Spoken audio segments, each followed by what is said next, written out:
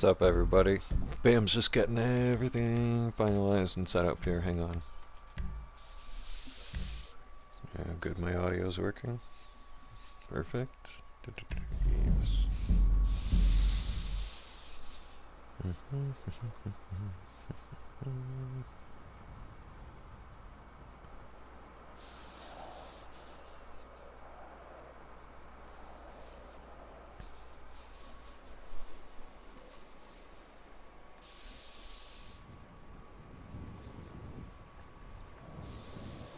Thanks to YouTube, Bam Bam feels like he's walking on eggshells. Censorship sucks.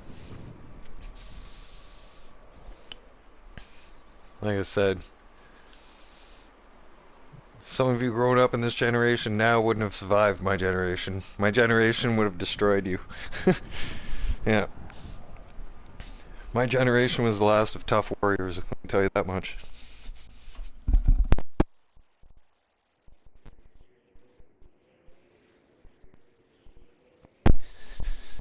Because there's not really a generation out there of warriors anymore. Like, for instance, when we went to school, like when I even went to school, we used to beat the crap out of each other. Like, on a daily basis, too. Like, we're talking, like, people would fight in the yard, and your biggest consequence was getting put in the corner, basically. Or sent to the wall for 5 minutes. No, or even the rest of recess and shit like that. Stuff like that. Right. Sorry, can't swear as much. But I mean, that's how it was, and nobody went and tattletaled on anybody. That's what it was called back then. You want to be a tattletailer? They didn't call you a rat. Don't be a tattletale. Don't go telling on nobody. You gotta stick up to yourself. Like you couldn't run home to your parents and be like, "Yo, I got beat up at school today." Your dad would look at you, and be like, "Yeah, you want to fight me next?" Like he'd be like, "Go back there," and you go stick up to them. Like that's just how it was. I remember it was like that when I got my first fight. I didn't like it. I was pissed off, right? And I instantly learned the hard way. And I was a young kid back then, right? I lost my first fight. And I remember going back home and asking for help for it and getting the complete opposite of what I thought was going to happen. Like, it actually made the situation worse. A lot worse. Like, a lot worse. And back then, your parents used to make fun of you, harass you, all kinds of stuff. Your life as a kid would have been hell. Okay? Kids nowadays have it easy. Technology's everywhere and everything, right? Back then, there was only one TV in the house, maybe two if you were lucky. And when your parents said that thing wasn't getting turned on, it wasn't getting turned on. And if you turned it on, they were going to break your hands, or they were going to lace you with a belt. And, like, let's just say, like, kids back then, we didn't challenge our parents, because you challenged your parents, man, they were going to put you to the ground. And so you were in your place, believe me. A lot of people get put in their place that way as kids. That's why we have respect. That's why we're standing around at everything that's going on now, scratching our heads going, what the hell has happened here? What's going on? Like, I could tell you guys, like, I wouldn't want to be growing up in today's generation in society right now, because kids now do not have the awesome experiences that we had growing up. They won't get to experience what it's like to play street hockey. Like, we were playing road hockey, getting yelled at by adults all the time, man. When we were kids growing up, we took our lives into our hands every day. Now everybody's hiding inside on social media and on their tablets and phones and all kinds of other crazy crap. Okay? Back then, we were trying to, and I was bad for this, I'll admit, okay? Now, we are all guilty of this. If you grew up in my time, you all did this. You were thinking of ways, when you got sent home with homework, you were thinking of ways that you could duck and dodge your parents, drop your backpack off, and escape to the street with your friends, not to get asked a simple question. Got any homework? Like, nope. Throw your backpack down. See you later. because you know your parents won't come get you from the house. And if they do, there's a statement going to get made in the street. Not a problem. And you don't want that, right? Like back then, if you lived on the street, everybody's parents had permission to whoop your... like, seriously, you didn't get out of line. You got out of line, someone knew your old man and would have permission to turn around, take his belt off and give you a whooping. Or give you crap, okay? Not like nowadays today. Okay, that's facts. And I spit them facts all the time, and I'll tell you guys.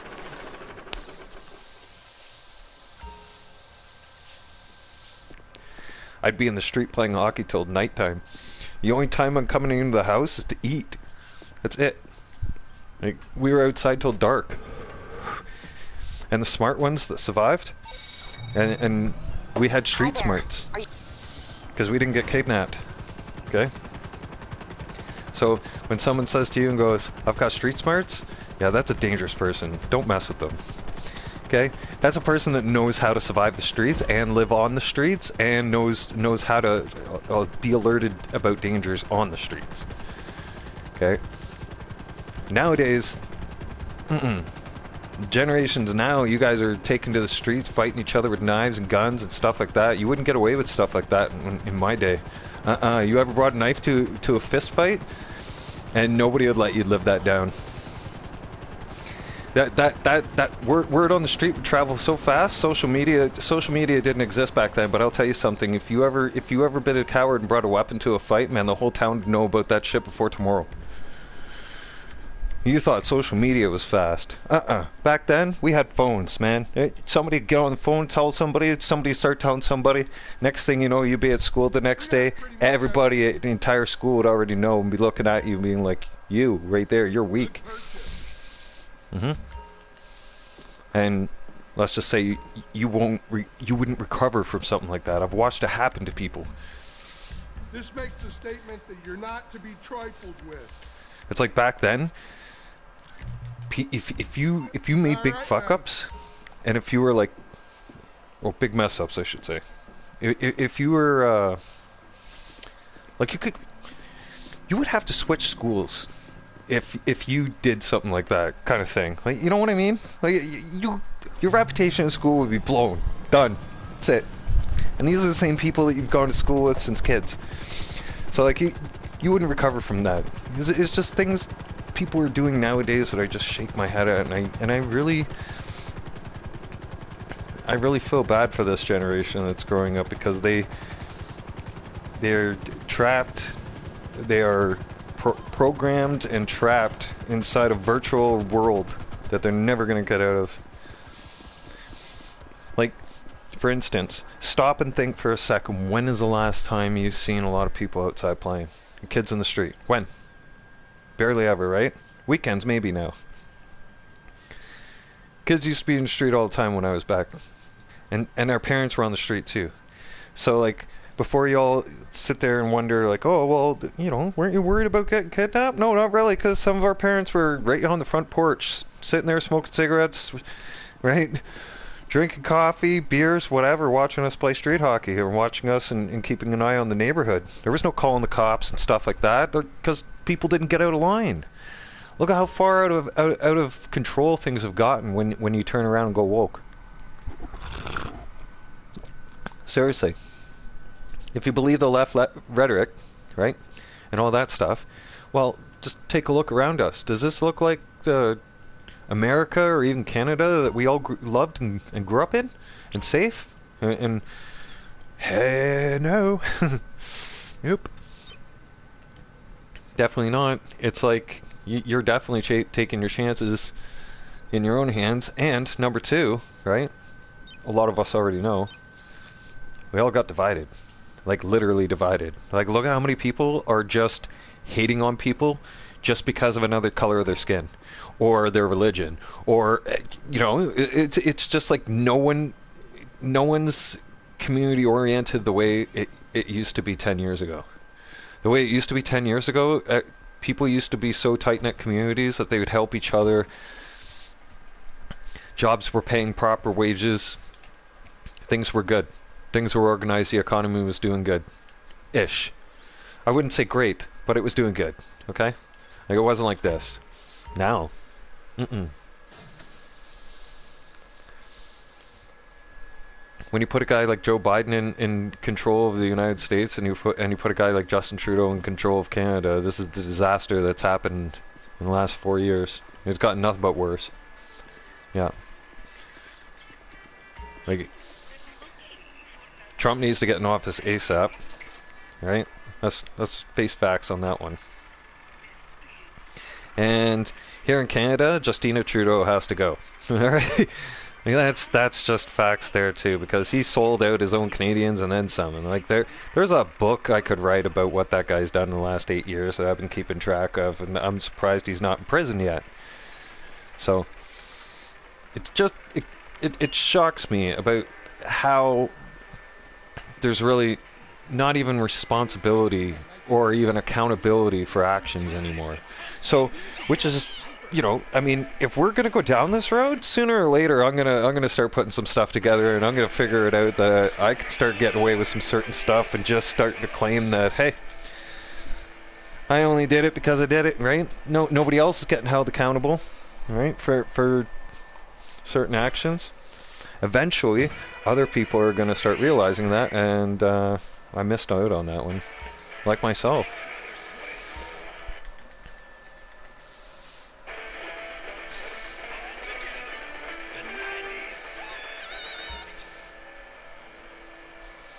Like, look, you can't. You can go out in the streets and put a mask on, and basically not get identified and go and start breaking laws. Okay, and we all know in court it's extremely hard to prosecute somebody if they can't be fully identified, right? So basically, they created a whole chaos of problems with that business. Oh fuck. That's it. My hand's not. Oh, can't do that one today. Told you guys. Everything I do in the game, right? Mainly, it's to exercise my hands. So yeah, sometimes you guys will see me do like the same routine in a day, right? That's because it's certain little exercises in the game that gives my hands a chance to get some therapy, some physio in. Because like I said before, I can't really lift weights. I can't even. I'm not supposed to be lifting 5, and I'm definitely not allowed to lift 10 pounds. Like, my hands aren't they're fragile now. They're not. That strength's not there anymore. My hands have fractures in there that will never ever heal. So I had to, luckily, and my doctor had was very happy to hear this. Actually, when I told him what has basically been keeping me alive for the last 2 years, and I said gaming, right? And he goes, so you're getting some kind of exercise with your hands, and I said, yeah, right. And he smiled. He said, good, that's smart. Because using the phone is one thing, but that's just straight with your thumbs. With controllers and gaming, he explained, it makes me move my fingers and my hands. It gets my muscles working. So, keeping them from seizing up, basically. Because when I don't have my fingers moving a lot, they tend to just freeze. And my hands just tend to stick. And then it sucks. Like, trying to get them unstuck is pure hell. It's not as easy as it sounds. It's not as simple as just looking at your hands, telling them, okay, you gotta open up now. No. And one time, it was so bad that both hands had to decide to have a big time attack, and it was like my hands were stuck closed for a good 5 minutes. I freaked out, and I couldn't even open them. I was losing my mind. Like, I was thinking to myself, I'm like, maybe they're stuck permanently like that. Like, that's why, I have questions I'm asking my doctor that my doctor can't answer for me, right? Like each year, for instance, I'll tell you, each year, okay, in the winter time now, it, like, especially between now and Christmas, the the big fluctuations in temperature really play with my pain levels. So some days I could have a mediocre day, a mild day, and I'm able to tolerate what I'm doing. And then there's other days where I don't want to speak to anybody because I'm in so much pain no matter what I take. No matter how much weed I smoke, I'm just still in so much pain that it makes me untalkable. Like it'll make you to the point where you're just like, yeah, no, like speaking today is going to irritate me. I'm already irritated enough. I'm not in the mood to talk. I have nothing to say that's going to be good at this point, right? That's why I tell you when I tell you that pain messes with your mind. Oh yeah, it messes with your mind, especially when you're in chronic pain and it just doesn't go away. It's like I joked with my doctor the one day. I'm like, isn't there a way that you can just, delete the pain? And he's just like, excuse me? He's like, permanently numb your pain? And I was like, yeah, like that. He goes, well, then we'd have to start you on narcotics. And I said, oh, I'm not going down that path, though. He goes, that's deleting the pain. So that's the only way to delete my pain, to actually to put me back into the... To bring me back to a reality where I wouldn't be in chronic pain anymore. Especially with my back. Okay, I'm on it. Which... I'll tell you guys, has been very, very tempting, and has been a consideration. But I'm a strong believer, ever since growing up, because, I mean, hey, nowadays, I don't know what kind of drugs are at school, right? I'm probably gonna guess it could be an entire pharmacy of drugs now at schools that you have to choose from, right? But for us, when we were growing up, it was weed. The only problem is that we didn't have vape cartridges back then, so when you smoked a joint, half the neighborhood could tell what you were doing, right? And it was damn hard to get off the smell out of your clothes and hands, and the only thing that you could use back then was a spray can of Axe, which automatically just... Let's just say it didn't even cover up the smell. It just made it worse. Like, it just made you smell like weed even worse. It really did. It just brought out the aroma of weed, and it would just send off all the bells and whistles to everybody that, oh, these guys are baked. So that's how I manage my pain, is I smoke weed. I'm one of those old school hippies. Well, not old school hippie. I wouldn't really call myself a hippie yet. No. Damn it, I'll be getting there though, soon. 20 more years? Yeah. I'd be that guy that's gonna be out on his porch smoking weed, still drinking beers, and still alive. But I mean, drugs nowadays got so much crap in them. Like, I would only trust weed. Weed's the way to go. Weed won't let you down. Oh yeah, that's right. It's already on the way. Weed's good for you. Fun facts, okay? Now, for some of you, you don't have to smoke it anymore. Like, when I was growing up, the only options were to smoke it, basically.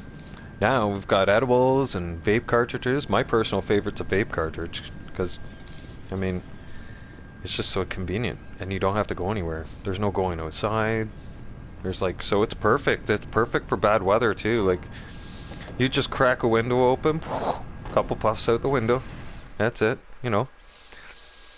Nothing to see here. You're not offending anybody. You're not, Okay, you all set? Nothing like transporting a batch of arms across the most violent state in the country to give you that serotonin spike, right? This used to be one of the agency's hazing rituals, but I digress. The store is all set to take receipt of the goods. As soon as you drop them off, you get paid. Safe travels. And I'll give you guys some other fun facts about weed, okay? One of the worst things that's gonna happen to you when you smoke weed, okay? Or even take edibles, okay? Two things, okay? Actually, three. Two are guaranteed to happen, okay? The third is depending on what you're mixing it with. If you've had a lot of, if you've been drinking all day and then you just decide to start smoking weed, your world's going to turn into a whole nother place of spinning around, and around and you go, and puking. But if you want to have good times, right, you can best believe the only bad thing that's going to come of weed is, one, you're going to eat. And you're going to get, at some point you're going to get hungry. Okay? That's for sure. And you're going to snack out. Number two, you're going to veg out. Like, you just be super concentrated and relaxed. And then, well, that third one can happen. But, I mean, numbers 1 and 2 are definitely going to happen. And you're going to be mellow. And for some of you who have not really smoked weed at all, or, you know, not as much, and you're still new to it, be prepared to be paranoid.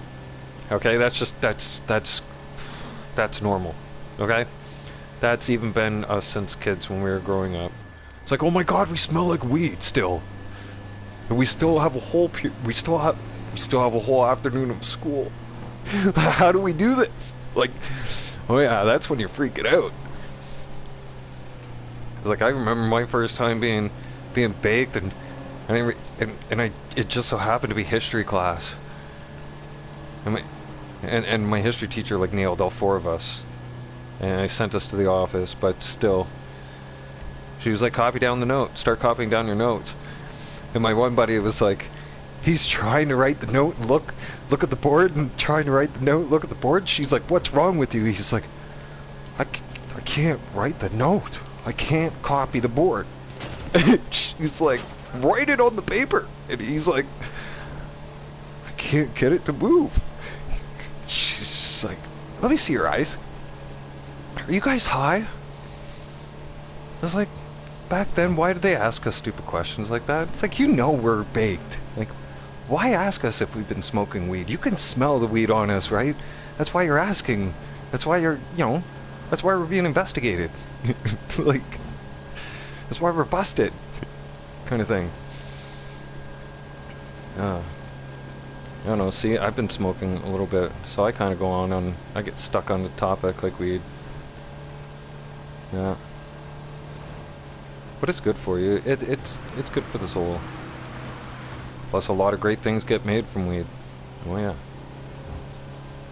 And you can make a lot of good things from hemp, everything. Like, I've found it obvious that's very strange that they want to try and change climate change and tell us that we got to be more environmentally friendly. But how come pharmaceuticals are still okay for people to take? But that's still healthy for us, right?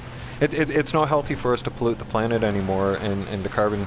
Well, let's carbon tax the people, but at the same time, let's definitely not take away medications and stuff like that, and actually give them information about stuff that would actually really help and cure them. No. I don't know about your country. In the United States, actually I do know some fun facts about that, but I definitely know they wouldn't have done what Justin Trudeau did. Justin Trudeau basically turned around and made narcotics illegal in certain parts of Canada. And not to mention that, they're government funded. So if somebody's struggling with their addiction, they seem to think that their problem is keeping them on that addiction and just government supplementing them the drug. Well, the drug users aren't stupid, okay? I'll tell you what happened there, and it's still happening. All right, in BC mainly, a lot. The drug users are taking their government-funded drugs, which is basically free. Okay, so they get free cocaine, free heroin, stuff like that. Okay, if they're addicted, and then what these guys are doing is, well, the government narcotics are not. Well, let's face it. It's not strong. Or strong enough. And let's face it, some of these people who have been doing drugs for years, sometimes even decades, their body's built up an immune system. So for them to take a weak pill like that, or to have a weak supplemented drug to them, doesn't work. What you need, boss? Some Now, wheels? I can bring them round. I'll let you know what happened here. When they did that mess, when all that happened, something bad happened. And something bad is happening right now. I'll The get street there as soon as users I can. Okay, I got stuff to do. are taking their government-funded drugs and selling them to the kids at the schools and to the teenagers, and they're getting high off those drugs, and then they're becoming addicted, and then the adults, or then the more hardcore users are taking the money they get from that and buying the real street drugs, the strong street drugs. Okay, so like they didn't solve a problem. What they did is just ballooned it and exploded it, and we're trying to fix it.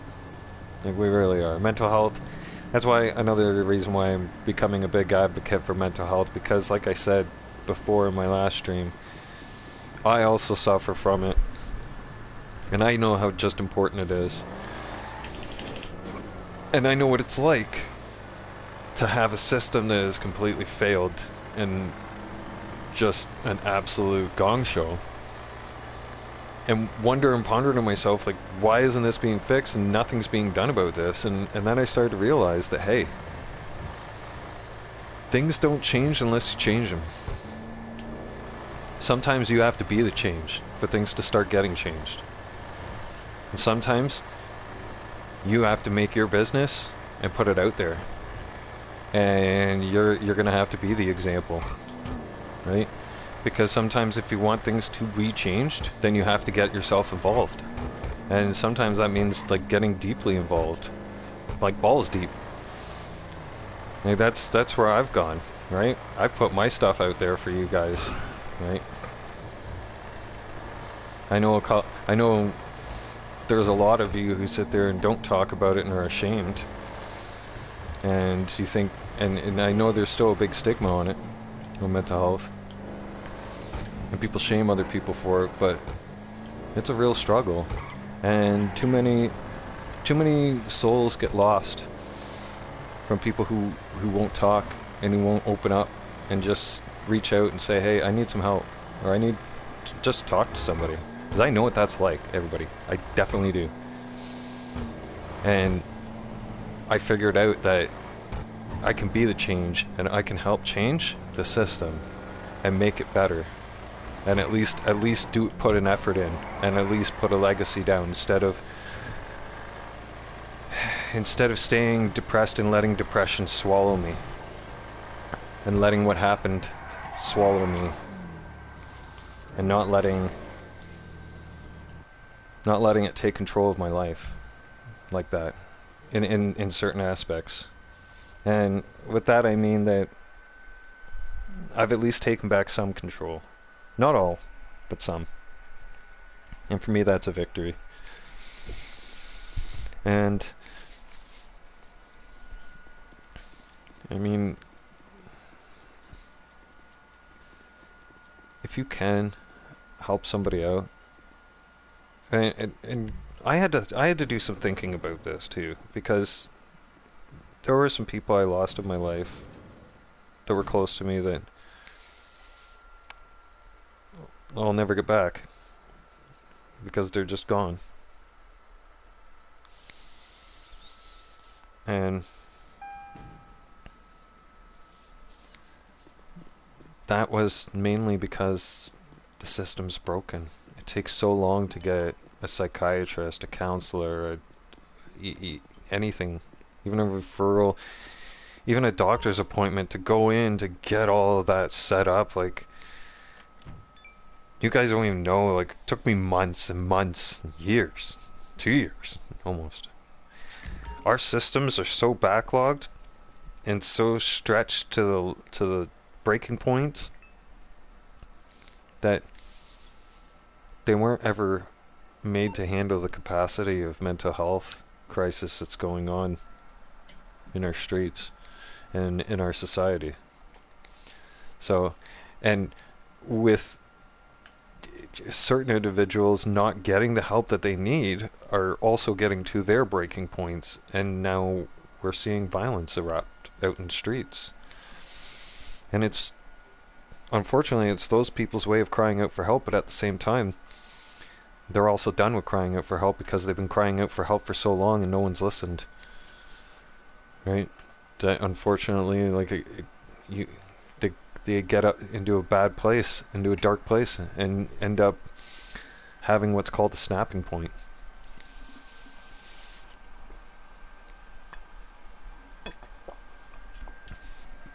Weed will also make you thirsty. So I drink a lot of iced tea. Well, I try to not drink a lot of iced tea because of the sugar, but I make homemade iced tea.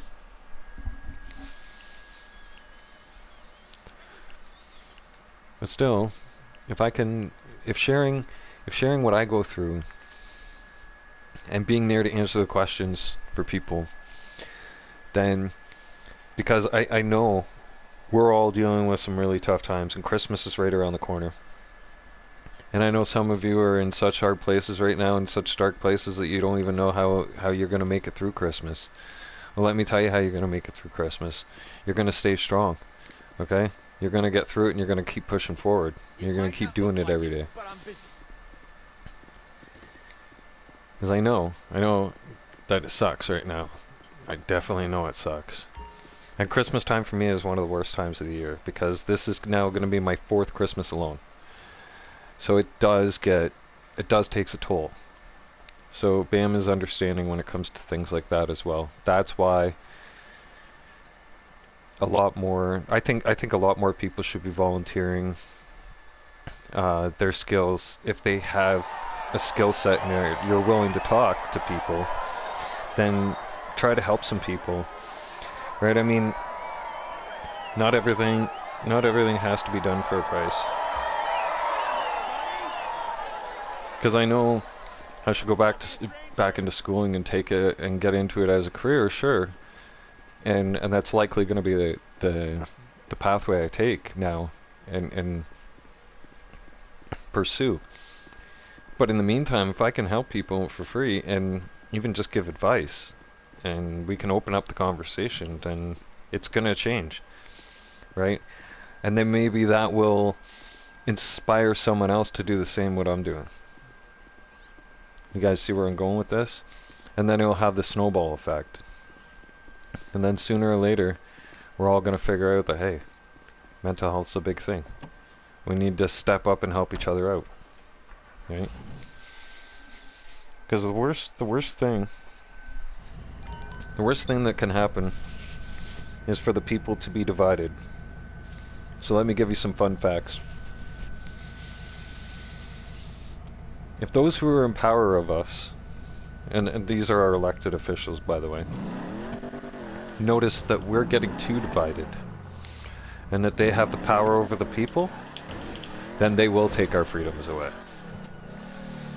And they will keep us turned against each other. The exact same way they're doing right now. And we all know they're doing it. We're seeing it. I mean, we see it online right now on social media. We're seeing it in schools. Hell, so much violence breaking out at schools now. Like the war over in the Middle East is already over in is right here in our doorsteps. It's in our streets. And we have war. We have civil war in our streets. We're having it right now in our schools. Right? Schools are getting attacked. All kinds of stuff. Weird, crazy stuff's happening. People are getting attacked in the plazas in broad daylight. Like, it's no joke. And they wanted that. You know why? Because it keeps you distracted to what's really going on in the background. Now, I know a lot of you do the social media thing and you're all into the drama stuff, right? But Gav, it's going good, brother. Thanks for checking in.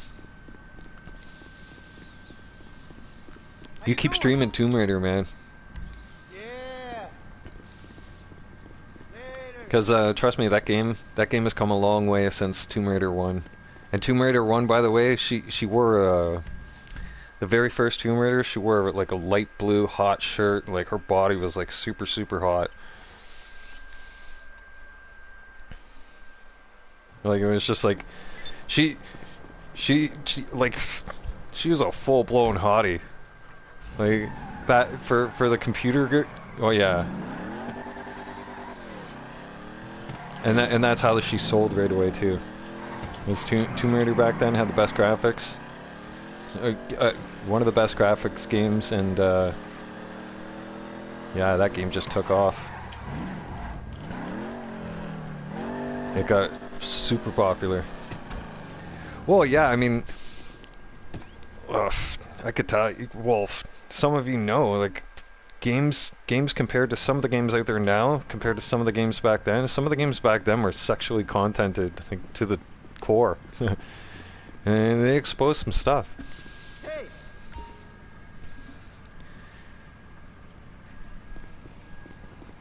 Oh, you're good.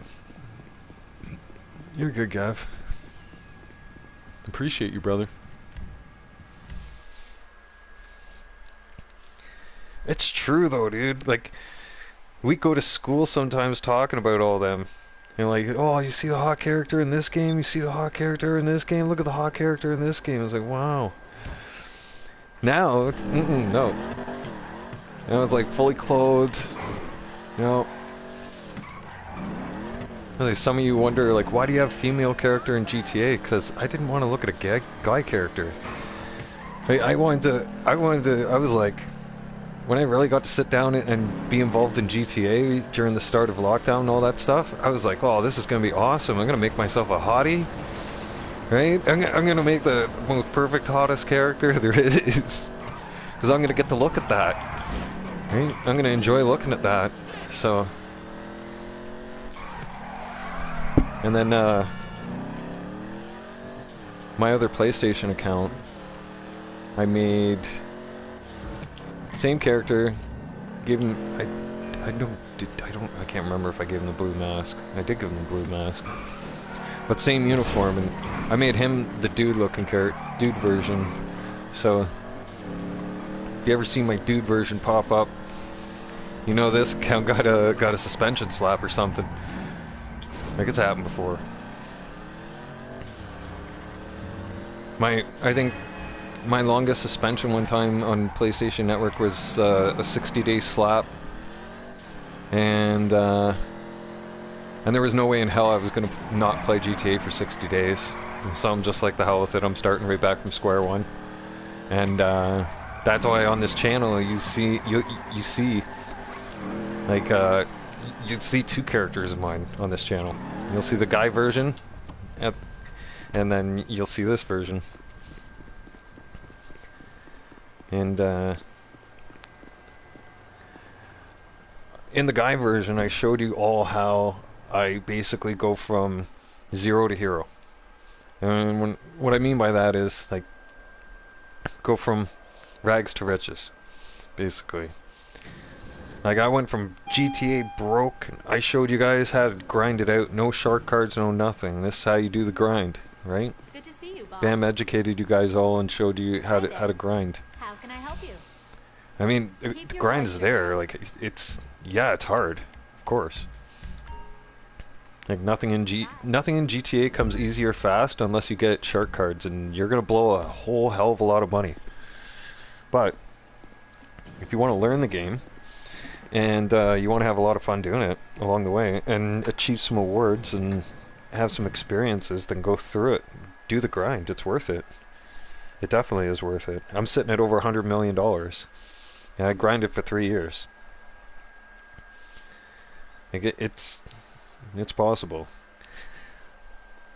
Not the money part as much though anymore.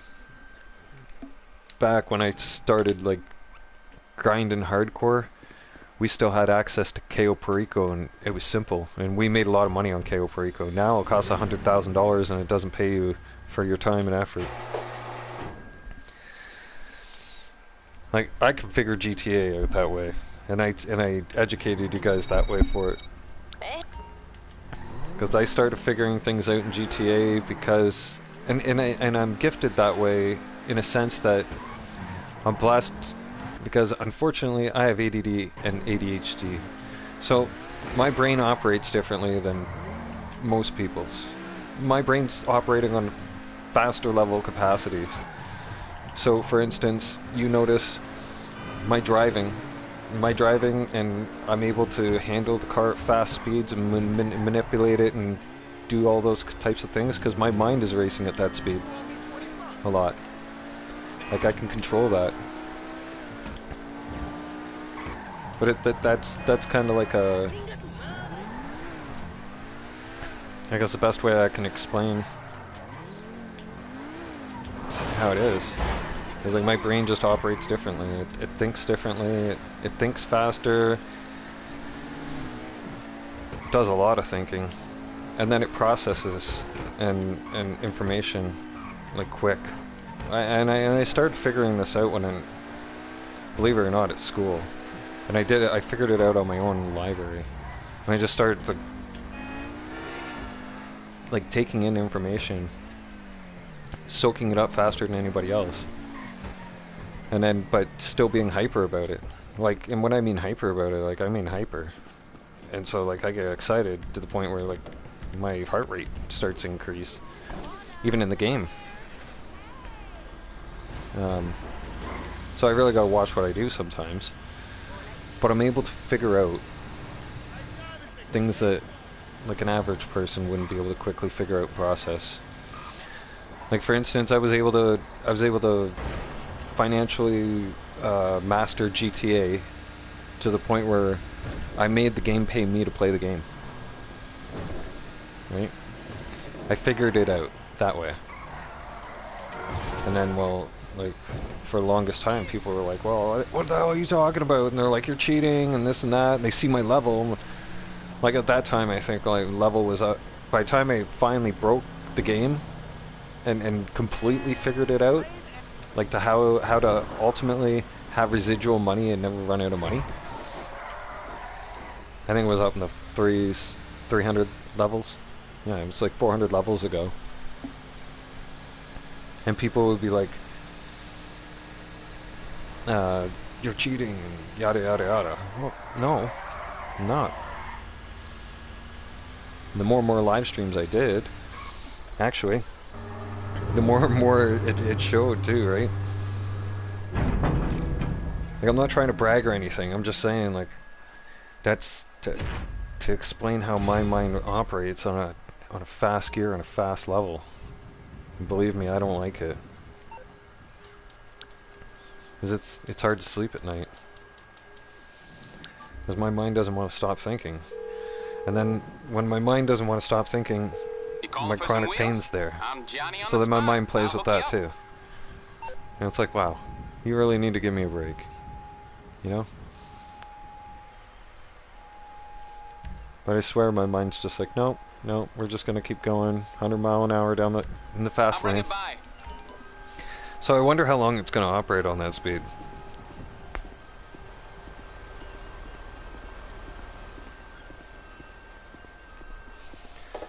Because I mean, it's a blessing, but also a little bit of a curse. It's a blessing when it comes to gaming. And I'm able to pick up on certain things, certain games really fast, and become good at them. Like to the point where I'll almost master the game, if not master the game. Hockey, I can't help hockey. Hockey's a competitive game, and we all know with my hands, like my hands aren't the same, so my hockey gameplay is not going to be the same. And if not, it's definitely not my best hockey gameplay, but I still do it because I love hockey and I love the thrill, and I'll always love hockey. And it's a good mind relax too. But so is GTA. Like GTA has so much to do and flying skills. GTA is a skilled game. A lot of people think it's just fun and I'll just go running around killing this guy, that guy, blah blah blah blah blah, and go rob some stores. Okay, that's the boring version of GTA. Right? That's the I don't know what I'm doing in GTA type people. And they're limited to what they can do in GTA. So they don't gain skills, they don't harness skills, they don't keep their whatever skills they do have sharp, and they don't develop any new things, new skills, which is sad. This game has so much skills for you to develop, and you can develop your skills if you apply yourself. That's what I meant to say earlier when I was talking about doing the grind. Is you can get mad money. You just gotta apply yourself. Like for me, I drive around the city in different ways, and sure I could go here, there, and everywhere else faster on this vehicle or flying, but I'm doing it to keep my skills sharp. Right? I'm driving and power sliding and, you know, turning corners and certain stuff because number one, it's fun. Number two, if you want to keep your skills sharp, you gotta practice every day. And well, plus it's fun, power sliding everywhere and taking ramps and stuff like that. And as you guys are seeing, like I'm basically just chilling out, mellowing out in GTA, not pushing the bar on, not going hardcore missions or anything like that, right? And I'm collecting mad money everywhere, right? It's ridiculous. Like, I don't have to do any work. I don't know what to tell you. Like, it's just that simple. You can go to the bunker and do a supply delivery for the bunker. That comes residually every 15 to 20 minutes. You can go to the office. Your secretary at the office, good, boss. she, like, you can export those goods, and it doesn't mess with your warehouse stuff. Hey, what's up, homie? So when you do those two deliveries themselves, there's 100K. If you have an agency like I do, you have this little safe in here from completing many, many missions. Now, I completed so many contract missions that they gave me this gold little trophy, and then the safe fills up pretty fast. Like, not astronomically fast, and not as much as I'd like it to be. Like, it used to give us more money. The game really nerfed a lot of things lately.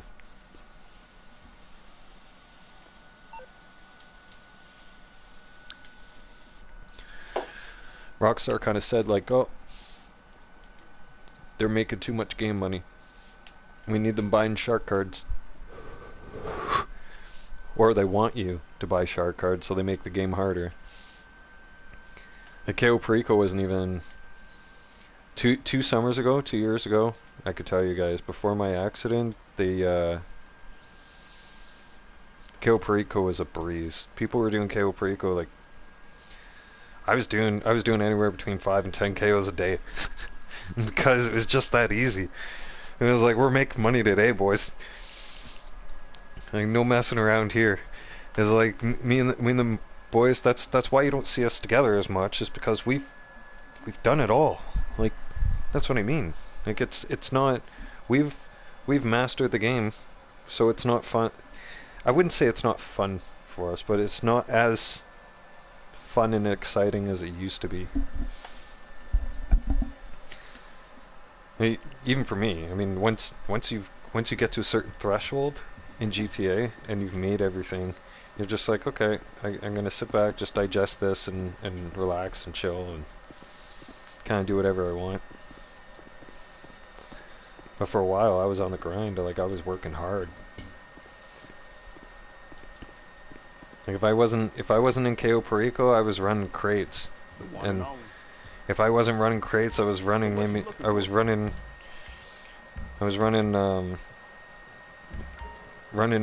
gun supplies and weapon supplies out of the bunker.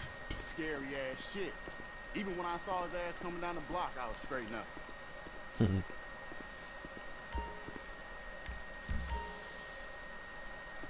I remember certain people's dogs like that when I was growing up as kids too. Certain people's dogs could tell if you were like starting shit in the street and they were on, they were outside, like they were coming around to you. They were sniffing it out and they were going to investigate, and then you straightened up. 'Cause, like, some people's dogs back then, including mine, was just a giant, like, animal. Big time. You know what I mean? A dog. I mean a dog. And dogs back when I was growing up could run your ass over. And you'd feel it for a week.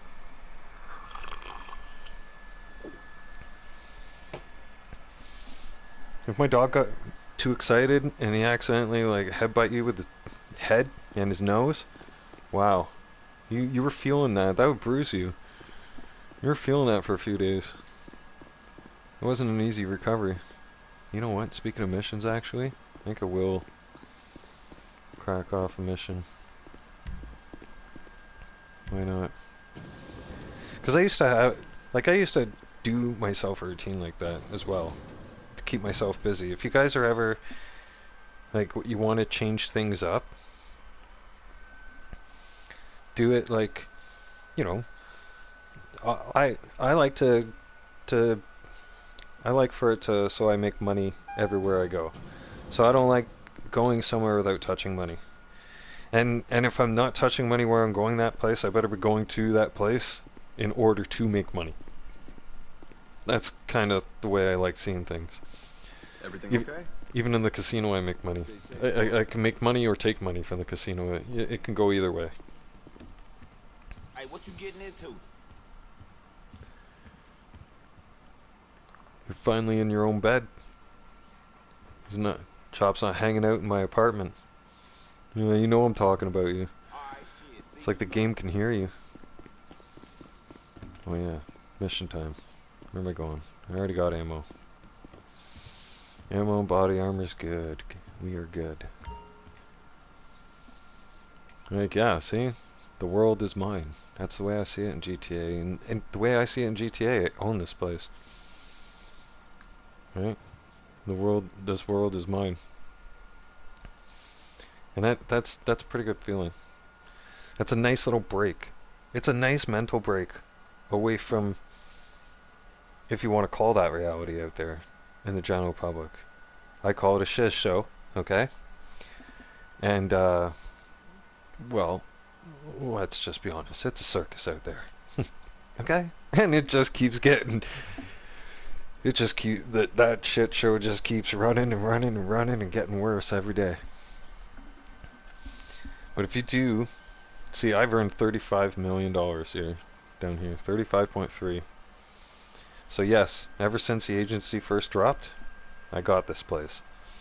Do your contracts.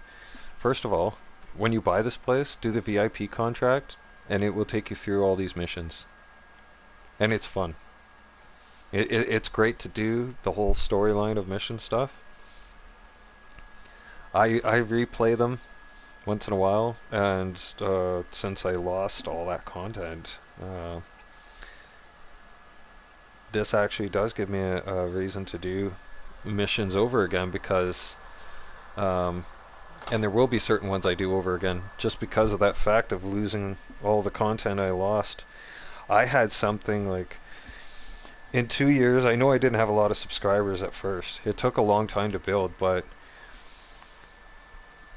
in 2 years, it was 525 subscribers with 2,000 videos of content made. So, yeah. There was a lot of these missions. I'm gonna have to replay all of this because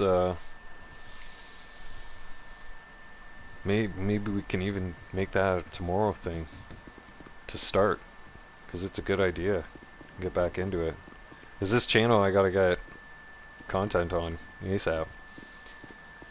I looked at my videos on this channel. I think the last time it was like 108, and I'm like, that's not enough. Like that's small. Like, jeez, I was like, don't I pump out like more than 100 videos in a week? Like I'm pretty sure I did on my other channel. Like, there was a point where, well, last winter was pretty bad because it was extremely cold out. So that really limited the days I could go outside and do anything. So or go anywhere. So that gave me a lot a lot of playing time in GTA. I had a lot of downtime in GTA, which kind of got me ahead a lot. Am I doing gang termination? Yes.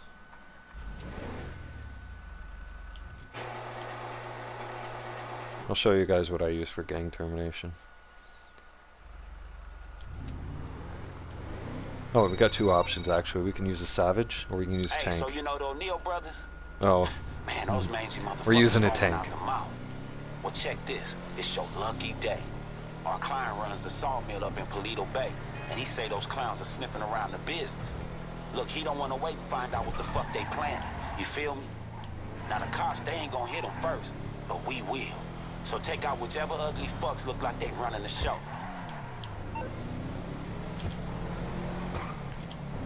That we can do. Change of plans. We are not using a tank, people. Nope. Not if we're going where I know we're going.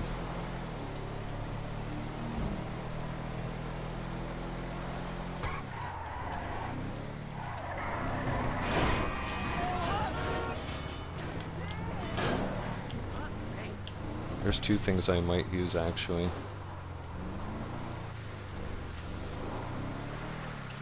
One I'm gonna try for sure right now.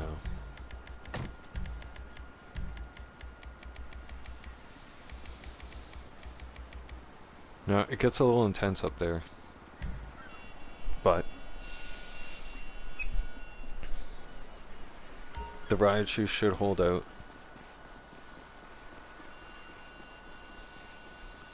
Now this is cool. If you guys don't already know, the Well, I'm done raising that little shit. He's your problem. what is it? I forget the name of the carrier now. I just watched a video of it. There's an aircraft carrier that got sent over to the Middle East, whole battle crew, and one of the aircraft carriers that got sent over to the Middle East, that's the United States, has these suckers on it. And then some. Actually, it's the most advanced warship aircraft carrier in the world. And they just sent that battle fleet over to the Middle East. So things are going to get interesting. Because I'm telling you guys something. If Iran decides to get involved in this party that's going on over there, then things are going to get heated. Yeah, the United States are going to step in a heartbeat. Because that's the message that they already sent to Iran today. That message got delivered very strongly today. I don't know if a lot of you guys know that.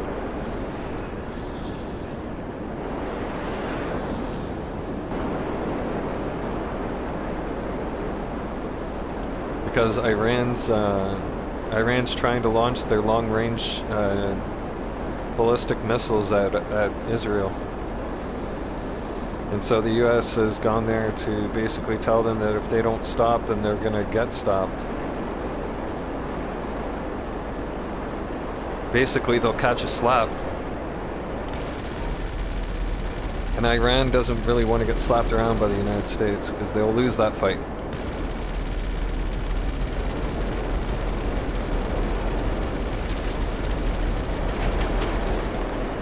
I'm hoping that this sucker can take all these guys, if not most. They're taking too much damage. Fingers crossed.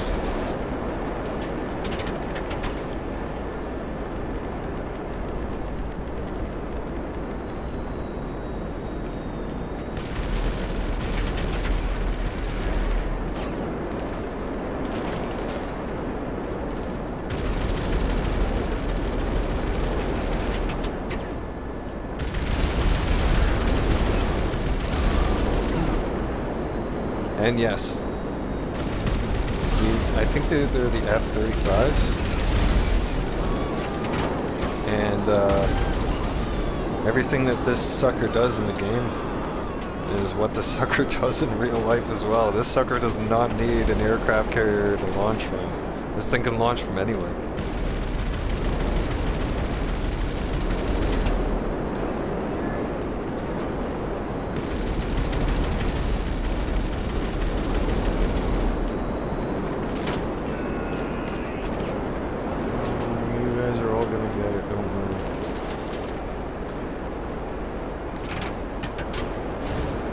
Oh yeah, okay.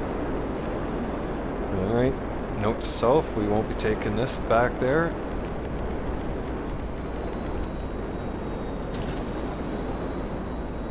It's good to test out what's good on your missions too. Like I could probably grab the Savage, but I'm gonna rip up there in the tank.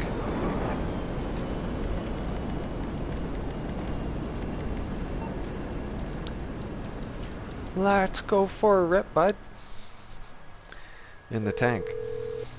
Us Canadians, that's what we call going What for do a you need, rip. boss? Some wheels? We're going I for can drive. bring 'em round. We call that going for a rip, bud. I'll bring it to you.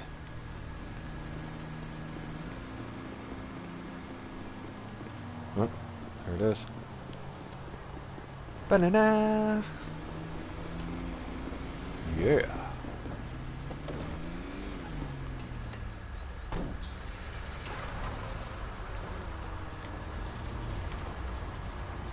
This makes a statement that you're not to be trifled with. Oh, you'd be nice and take the road. Careful for the pedestrians. Okay, let's let it hit the fan.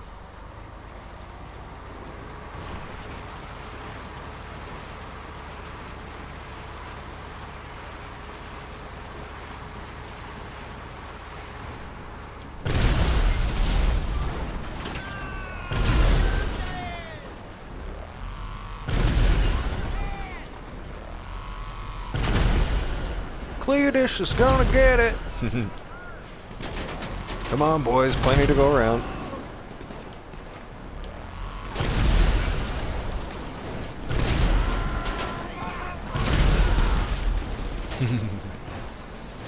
They really don't want to let me in World War III. Man, if they allow me to control a real remote tank like this, can you imagine?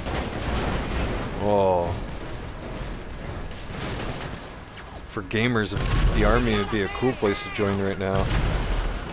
Especially with all the drone flying stuff happening. Oh yeah.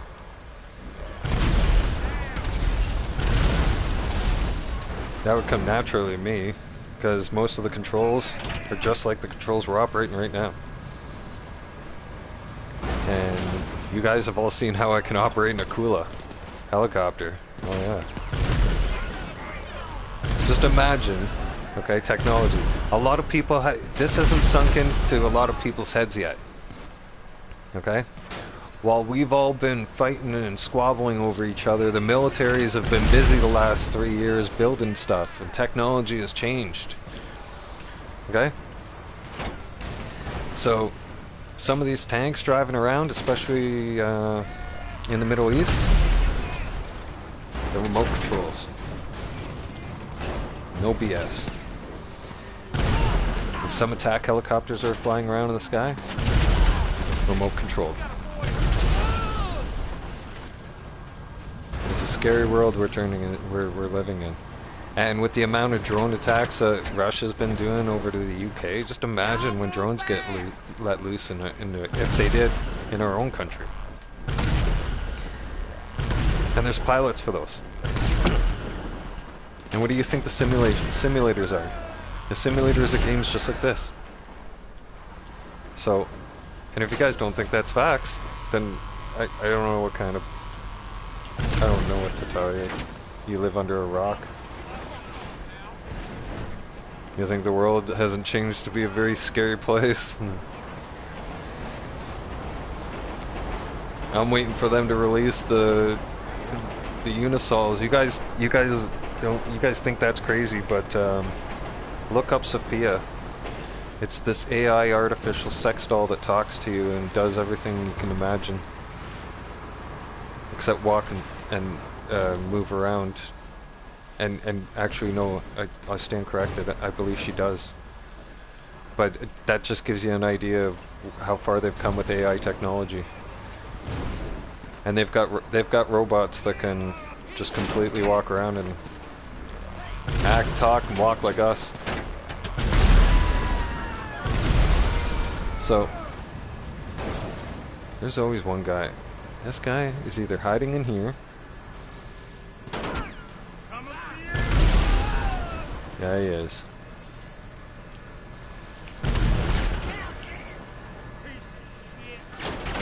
See? Piece of shit! He's coming for me, he says.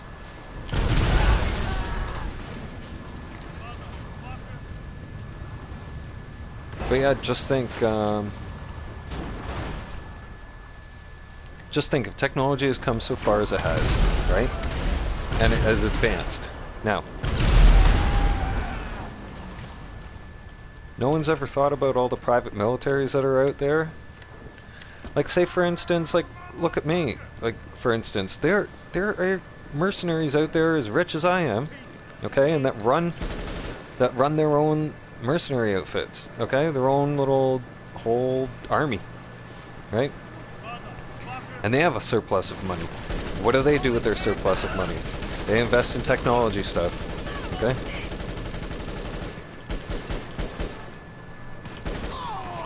Don't believe me?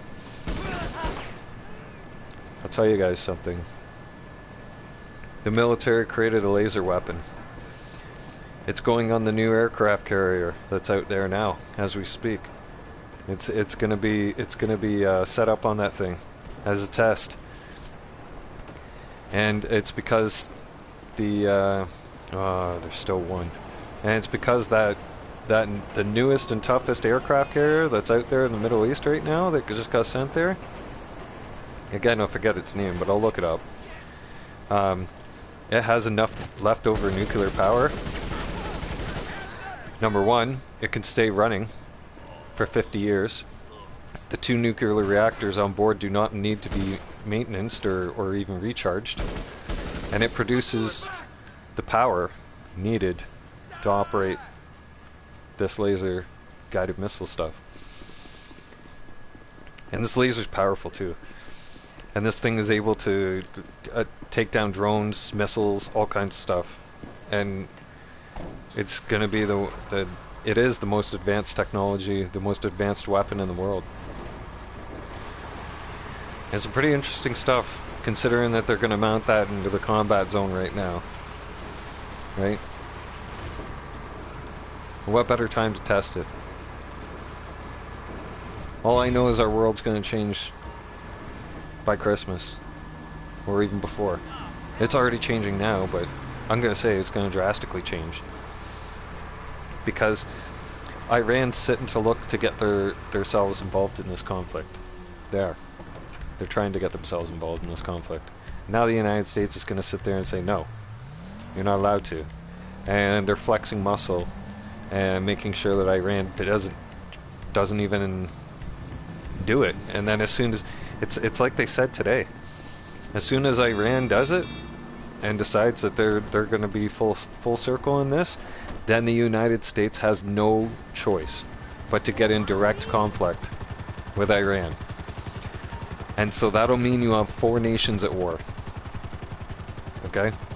And when the United States goes to war, if we get involved with Iran, right, then we're also, Canada will get dragged in. Right? So that's why I said we are on the verge, if World War III hasn't already started, we're about to all get told.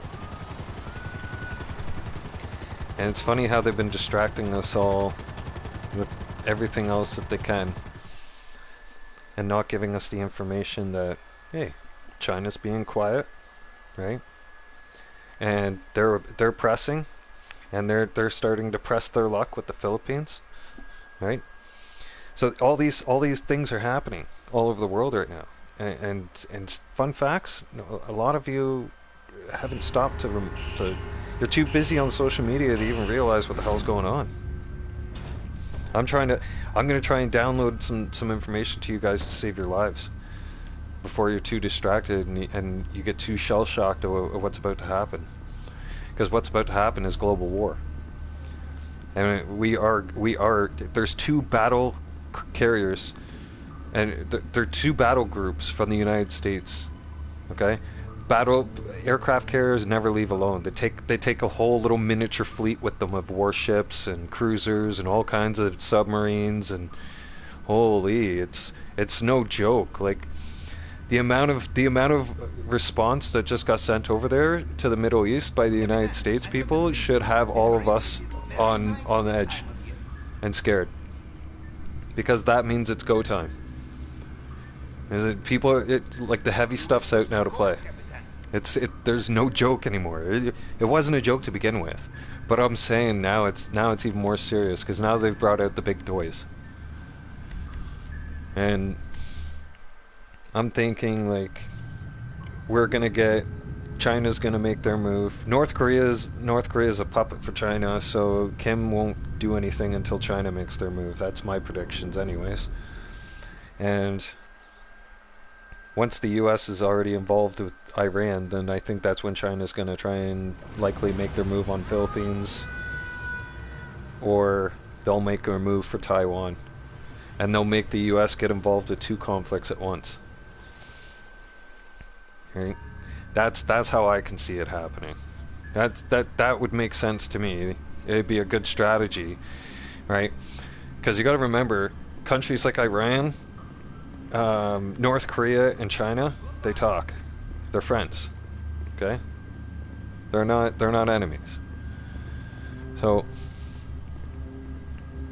if they're strategically positioning themselves to get the United States busy on one side of the planet so that another kind of operation go on the other side of the planet, let's not mention, or let's not forget, there's a couple battle carrier groups out in the Philippines right now too, and plus they just stocked up 4 bases with American soldiers, American troops out in the Philippines.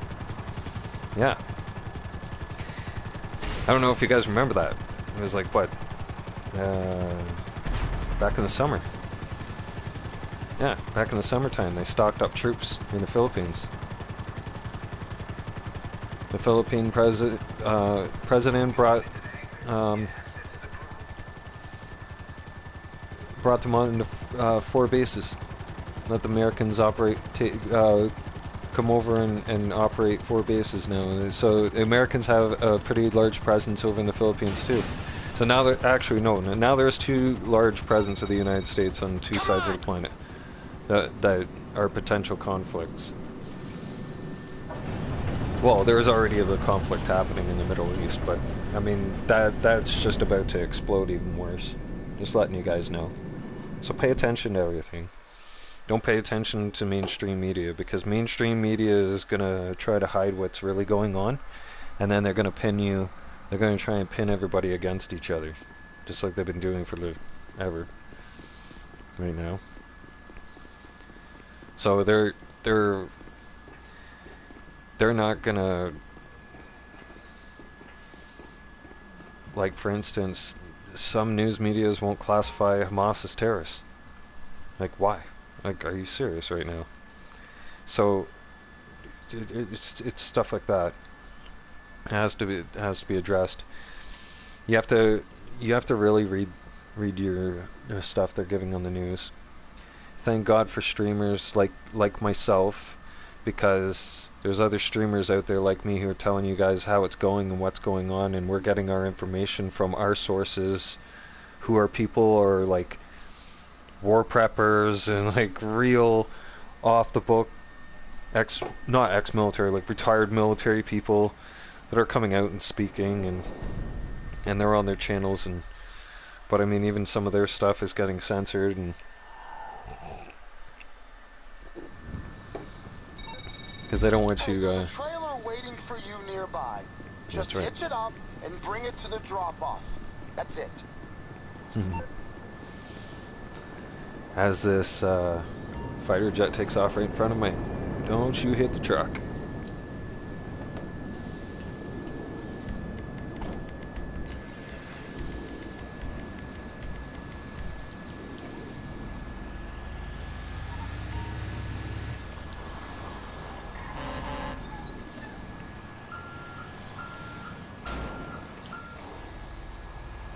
And hey, I know how to operate the computer controls and controller for flying stuff, so you know what, if my country calls on it and we have to, I'm gonna do what I gotta do to serve my country.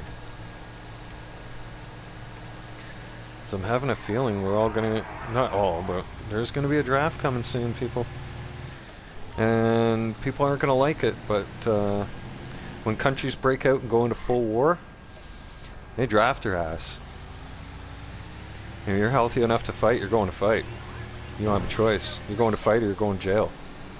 It's that simple. When push comes to shove, people, and they declare World War III, when they finally openly declare the world is in World War III, oh yeah, you're gonna find out. Countries are gonna start drafting you. Countries will make drafts. There'll be mandatory draft go out. Doesn't matter whether you're male, female, or one of your million genders. Like, a draft is a draft. When we all go to war, we're going to war.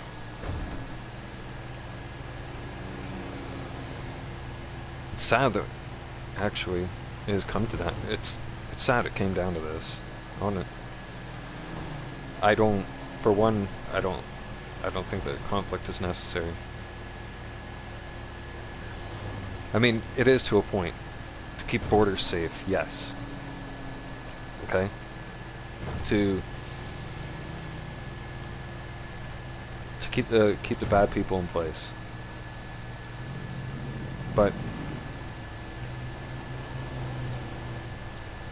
the level of violence and things that are going on right now don't have to be going on.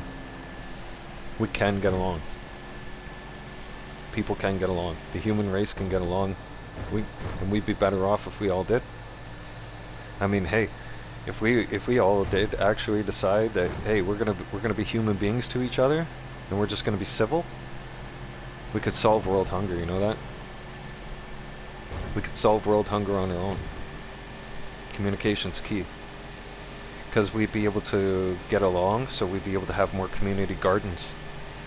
And we'd have community vegetable gardens. And imagine turning your useless front lawn into a garden instead. In your backyard. And then sharing food with your neighbors. They don't want you to figure that out, because then you're leaving the system. And they want you to rely on the system, but excuse me, but I'll tell you guys something. Go back to our roots. Go back to settler days. We didn't need the government settler days. Back in the settler days, there wasn't enough law enforcement. There was in a small town, there was maybe one or two tough guys that kept everybody in check. And you didn't mess with those guys. And you called them the sheriff and the deputy. That was that. Other than that, the community got along. Communities thrived. And the only reason why communities thrived is because everybody shared with each other and helped each other out. You notice how everybody is so divided that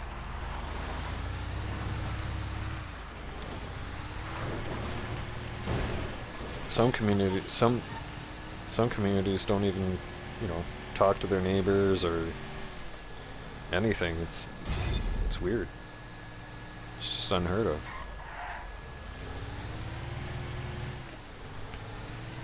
But I think it's funny how governments will sit there and shove climate change down our throats, right? And push that on us. And they keep that on, but they won't tell you, hey, get along with each other and start growing our own foods, so that we can be self-sufficient, so we can help each other out, so we can solve world hunger. Like, you're not going to solve world hunger by throwing money at it. You never will. We've already figured out ways to solve world hunger and solve world problems. Facts are facts of what I tell you guys about things. Is the powers above us don't want us doing those kind of things. Like, they will put a stop to it. We're done. Didn't I say it would be easy? Can you imagine if all the people figured out that the power of the people is better than the bigger and stronger and You're through to your garage. I'd say ultimately superior over the government. The people are strong. The power is to the people. See, The government works is supposed to work for the people. We're not supposed to be slaves to the system. That's why people are waking up. And that's why I say our world's changing. Because my generation just woke up big time. My generation just figured out that their jobs aren't paying the bills, that they're not getting paid enough at their jobs to pay to currently keep up with paying the bills and the rising inflation. And we're all making statements about it. Clear, crystal day statements. Like, this can't go on because this isn't sustainable anymore. Like, this is a mess. Like, it has literally gotten so bad out there, people. Like, I don't even know what to think what's gonna happen next week. I don't even like to think about it.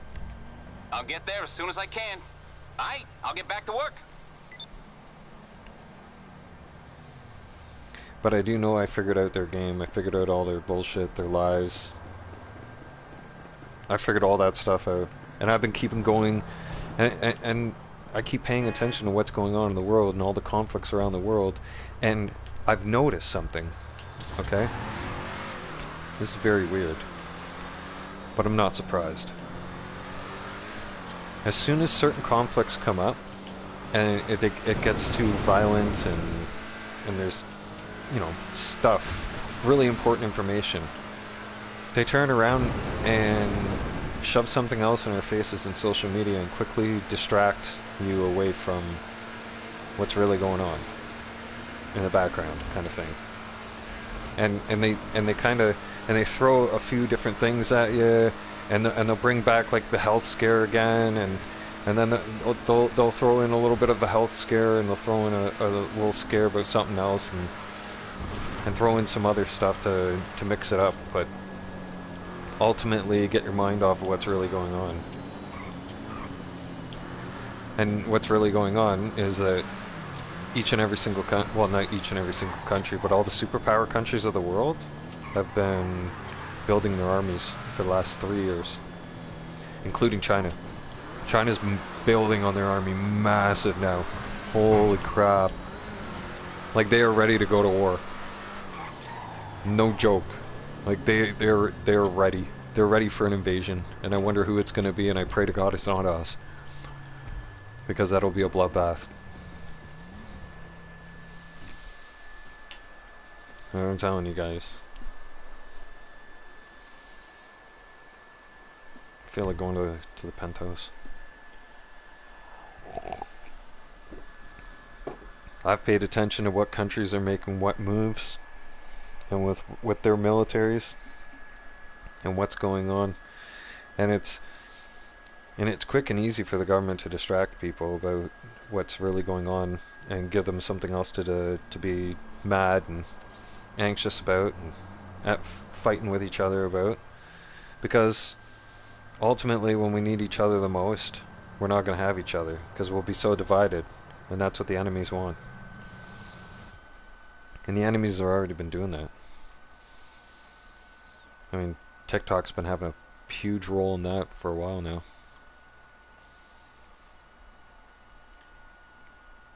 Please don't be stuck in the penthouse. Come on. Kidding me right now? Unbelievable. Let's see if it loads. Like, it did load. It's just my character will not move. He's just stuck there like a statue. This is what happens to my hands sometimes, people. Prime example.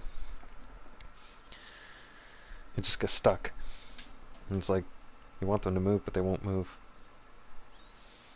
You're like, wow, you kidding me right now? This is really happening, huh?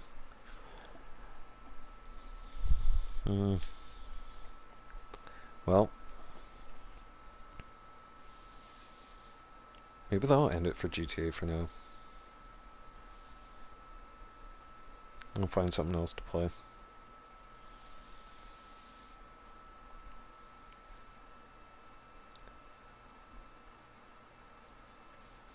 But a lot of what I'm saying has already started to make sense. I can tell.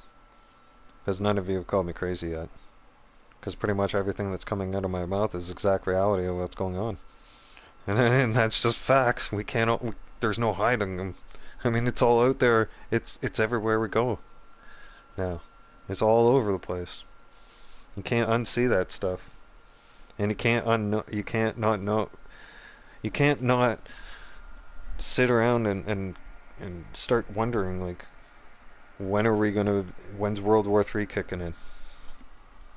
Like, when's it really gonna go down?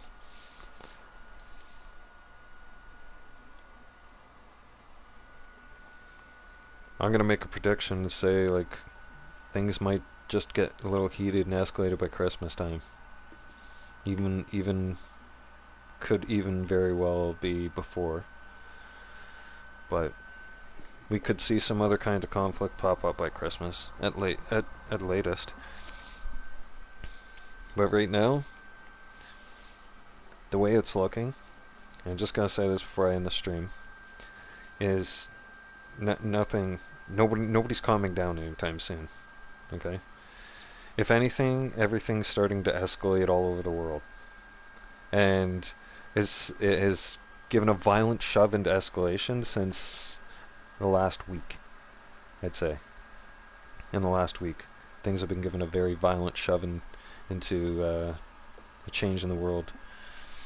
I mean, hey, it doesn't take a genius to figure it out that it's already spilling over into our streets and our schools, right? Like we're all fighting now with each other. We've got our own little civil war happening. Just not as bloody and violent yet as the Middle East, and we all better start praying that it's not going to come to that point. But I mean, we all seen how fast George Floyd protests got out of control, right? So, I mean, the rising cost of everything and people aren't able to afford stuff. What do you think's going to happen when the parents that have children to give Christmas to can't give Christmas to them? And you think they're going to watch their hearts break? Like, no. Like, parents are going to go out there and do what they got to do. And, like, things are going to get more and more real, unfortunately.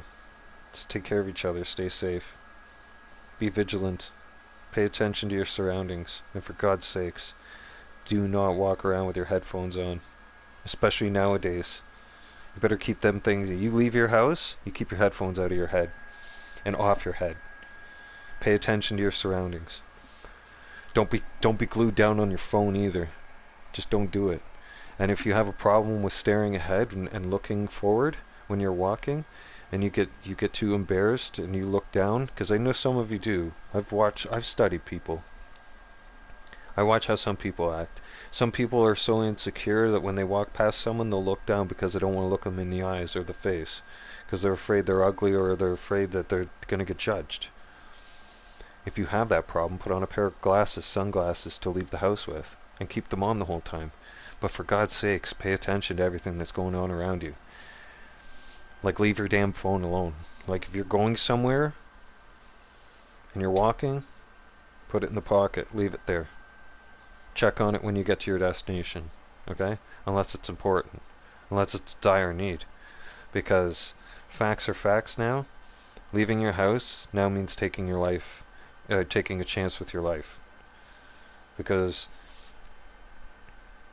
there's all kinds of scary stuff that out there happening now, and even in broad daylight. So you need to be more aware and pay more attention. And I gave this warning out 2 years ago, and unfortunately, it changed my life. And I've watched some people die, and it's a harsh reality because that could have been me, and that was me. I almost died. So, like, people are getting randomly attacked for no reason at all, like just because people are mentally snapping. So, extra things to keep you safe that, social media is not letting you know, or tips, I should say, right? And it's some helpful common sense stuff, but it just seems that it's a little too it seems like more common sense. You should be warning the people about this kind of stuff, right? you would think, but they're not. They're not educating the public on that at all, right? They're doing the complete opposite. And, you know, the news can't help but report it each and every day, though, when the violence happens. For instance, shootings were pretty rare, especially during the daylight here in Canada. And more shootings have happened here than in my lifetime. And especially where I'm from, in part of Canada, we just had 2 shootings over the weekend. Full out broad daylight. They don't care anymore. Okay?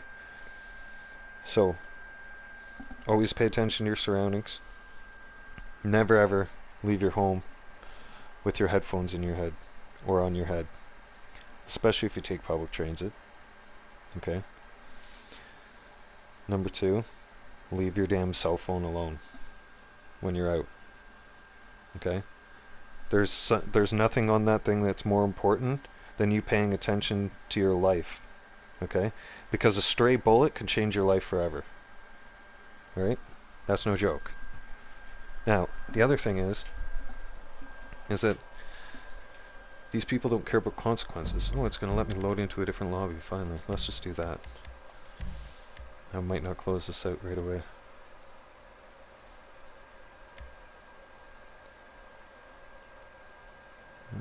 Do I want to go to a public session? Not really. But I can show you that public lobbies have now turned into absolute complete war zones.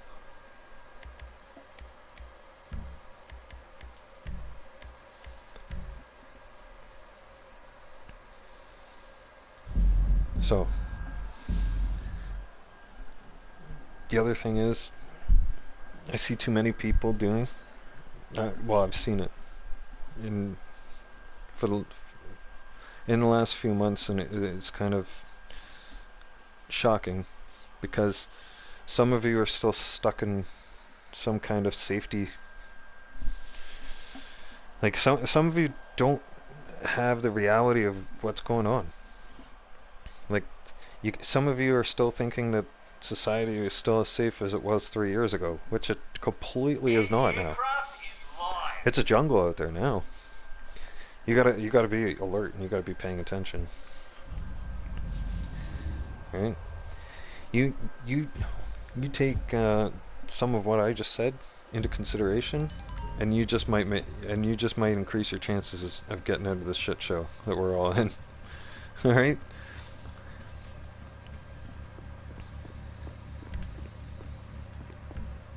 You just might survive.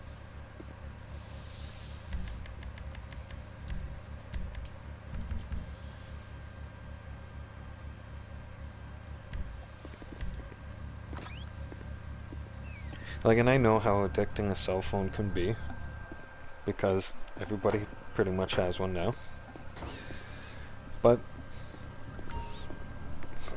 believe me, you don't need to be sitting on it in social media in general public. It's not a Facebook post can wait till you get home. You know, you don't need to add something on TikTok while you're walking, because you don't even know it. But now people are so distracted with technology and cell phones that they're constantly looking at their phones, even when they're driving, even when they're like just. I've seen it. Hello. I've seen it. Like even it's the scariest things. Where to next, boss? Always got And it's something like on the boil out they're here. they're clueless. Not a problem. Case in point. Okay, if you're not paying attention to your surroundings, then you also are opening up yourself a chance to getting hit by a vehicle. Okay? By someone who's not paying attention to what they're supposed to be doing. Okay? Because believe me, distracted driving, and everybody is extremely distracted now. Okay?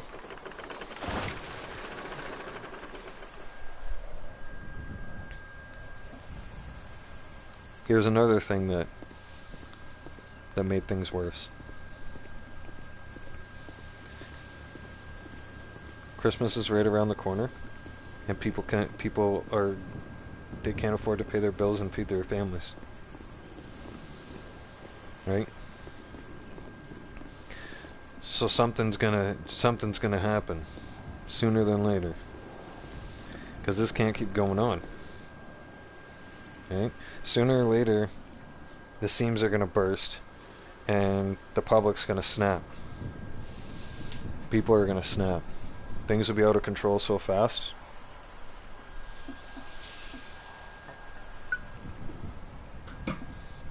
They're basically out of control now as it is. So Vanity Ops is already with this Minix white bread. See, look at this whole section right here. That's a combat zone. That whole area is hot. That's worse than the hood. Look at the hood's quiet. The hood's a safer place than up here. Okay? Up here in North Hollywood, not a safe place. Alright? Now, for any of you who are thinking like, is that Vinewood or Alta? Yeah, technically. But, I mean, you're talking like Vinewood Hills. You're talking like the north part of LA. It's kind of like the Ritz area. This is the guy we're going to be going after. This Vanity's Ops guy. Because, let's see.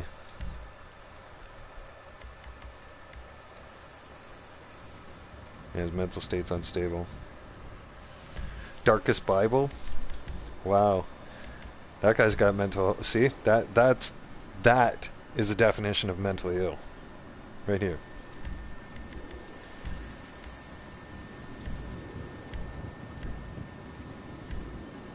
There we go. Hopefully that gets it smartened up. And... I'll get a bounty placed on him. I'm guessing you don't want a back rub. Now, when you go to place a bounty on somebody, Lester will go right to the person that's causing the most trouble in the lobby. Okay? And right now it happens to be Tra. So, we got Tra, Trigger to deal with. Yeah, it's going to be a busy one.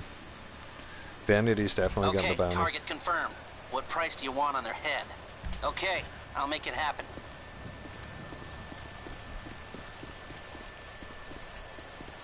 Well, I was going to hit them with a submarine, but I think I'm going to do something much worse. Looks like Bam's going to be getting involved in conflict. Hey, which one of my skills is required? No problem. I'll scramble the signal for 1 minute.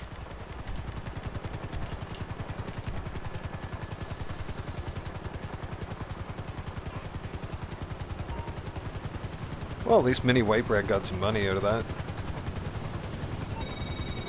Your little problem has been neutralized. I'll speak to you soon.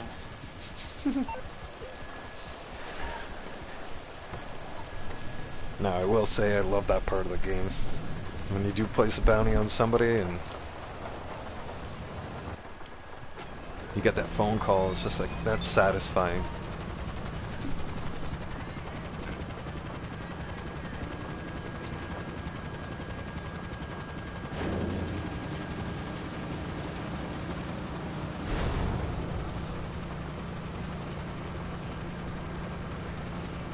And now, getting involved in this conflict, by the way, does two things.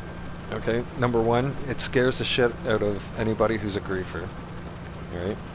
And it gets their attention on me. And number two, it frees up the availability for those who are less fortunate and weaker to get away from the bullies and the bad ones.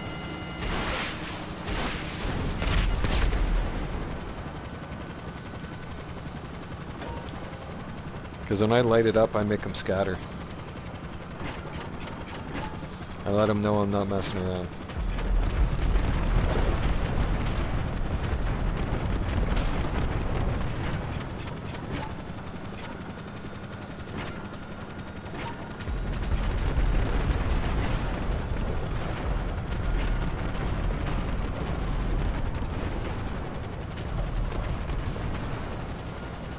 They want a war zone, they'll get a war zone.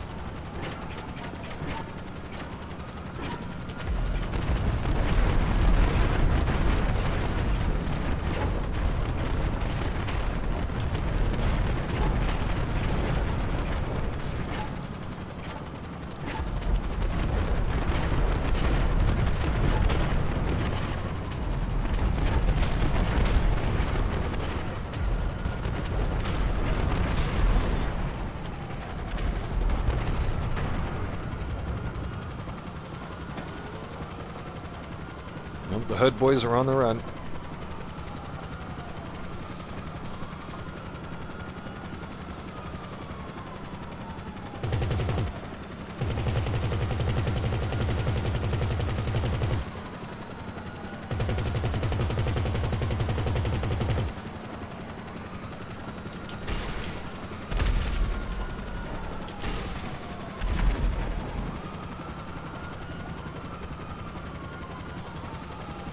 That's how you make the lobby scatter.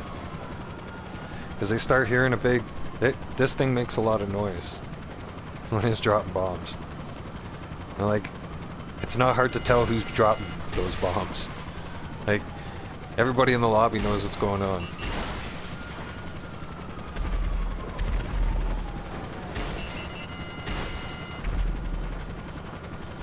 People start pulling out their oppressors.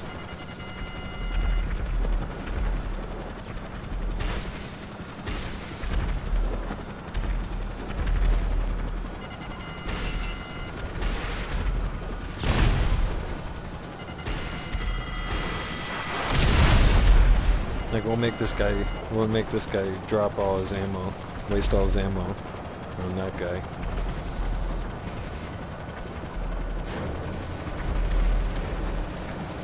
This guy just got a bounty on him.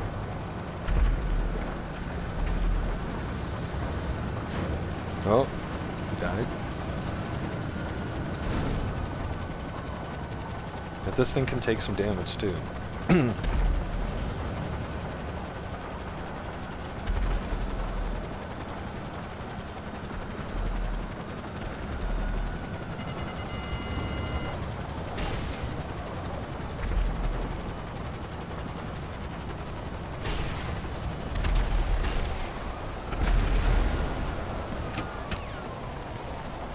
And bounties mean you're a target for everybody, like, see?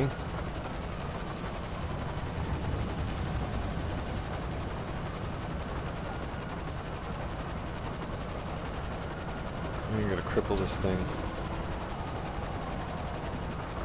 Come on. Ooh. Hello. That, my friends, was a guided missile. That came from somebody's submarine.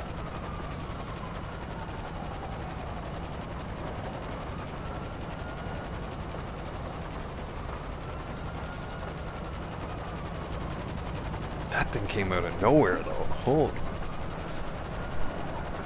That was exciting. Just flying around all of a sudden.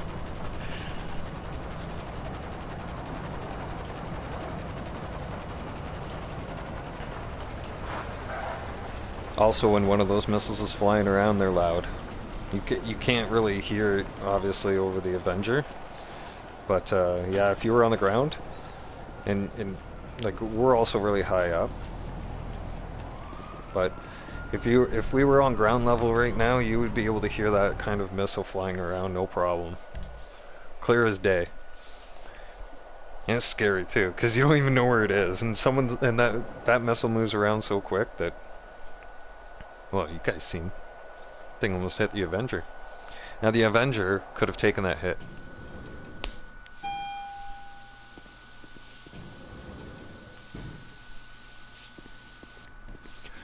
The Avenger definitely would have shrugged off that hit. But Hello. it would have been pretty crippled after that hit.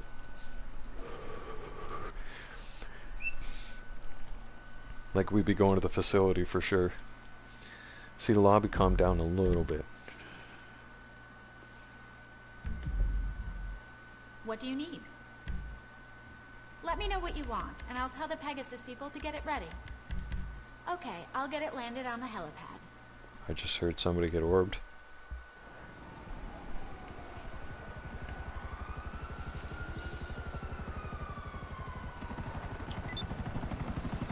I won't be surprised when I get orbed.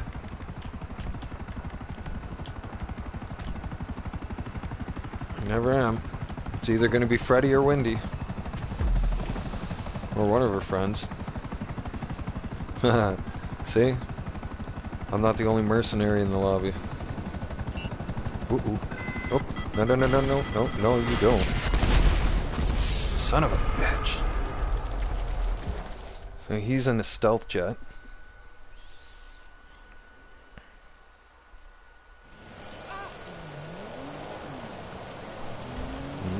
No stealth jet.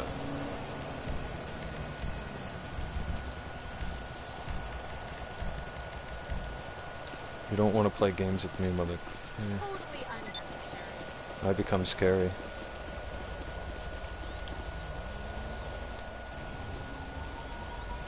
Basically put, we all know what happens when Bam goes savage.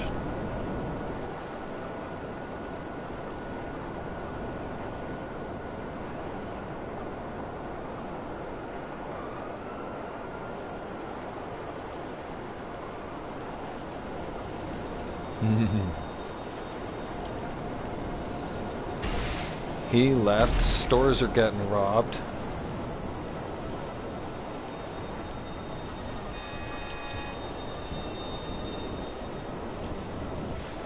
How the hell does a suspect take off so fast like that? This guy's running through the alleyway like Seabiscuit.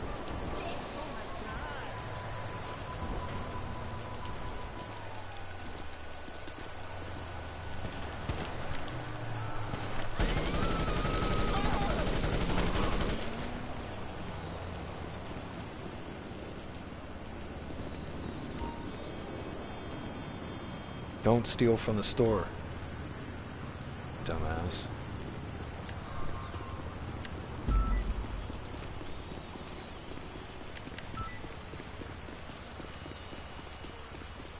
Man, that guy was traveling though.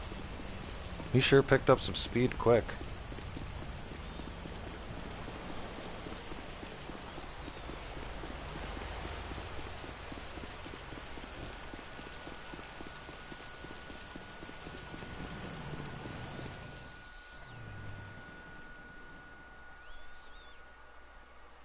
See, Bam Bam saves the day.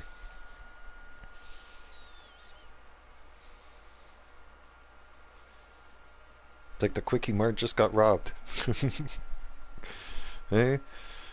The Simpsons, that's all I see the store like that in GTA, that's all I think about is the Quickie Mart from The Simpsons. And Apu. And it's basically like Apu is running this Quickie Mart down here. What's this guy want?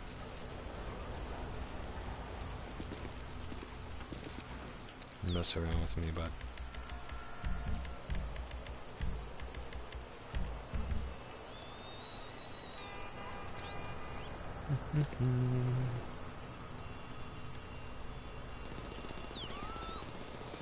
Oh yeah. The hood is heated today.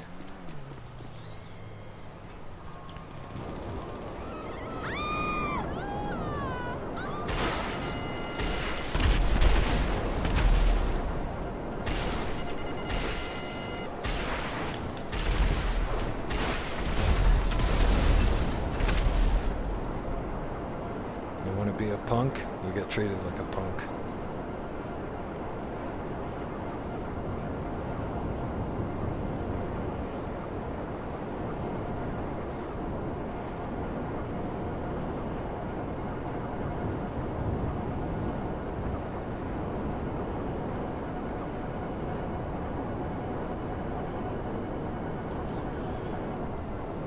Why do some people like being the lobby turds?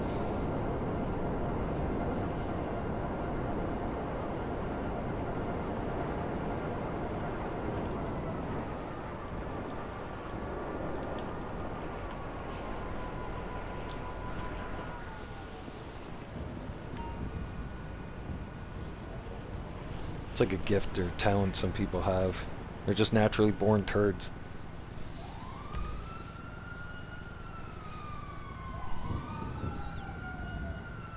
Well, my bunker sales should be ready, so... We've seen combat. Good to see you, boss. Hi there. Well, now they moved the little conflict into the hood.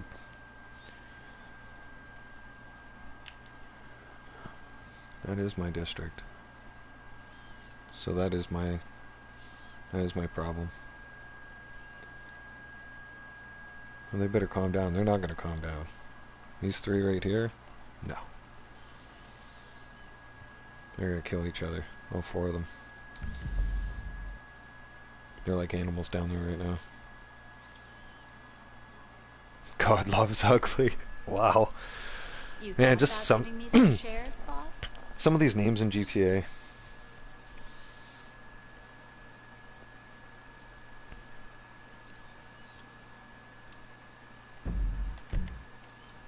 Actually, that conflict calmed down.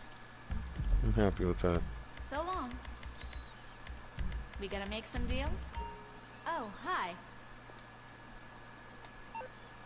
No, I'm going to the bunker. That's what we're Bye. gonna do. I ain't making no deal. Well, I'm making a deal. I'm making an arms deal. That's what's happening. That's what's about to go down. Remember, I'll do anything as long as it's legal. Ish. Don't tempt me. Don't tempt me with a good time.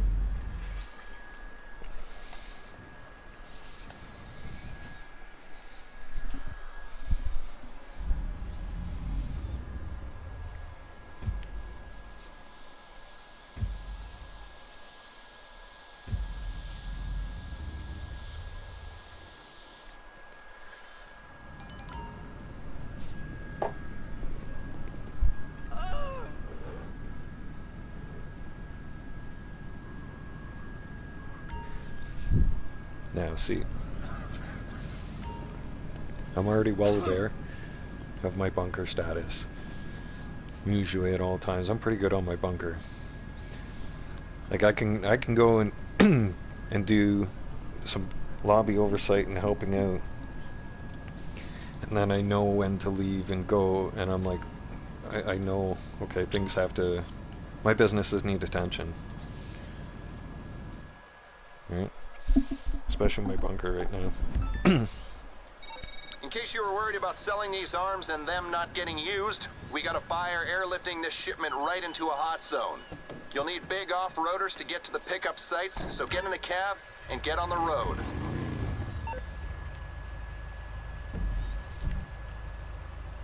Okay, they're pretty close. I can make this happen.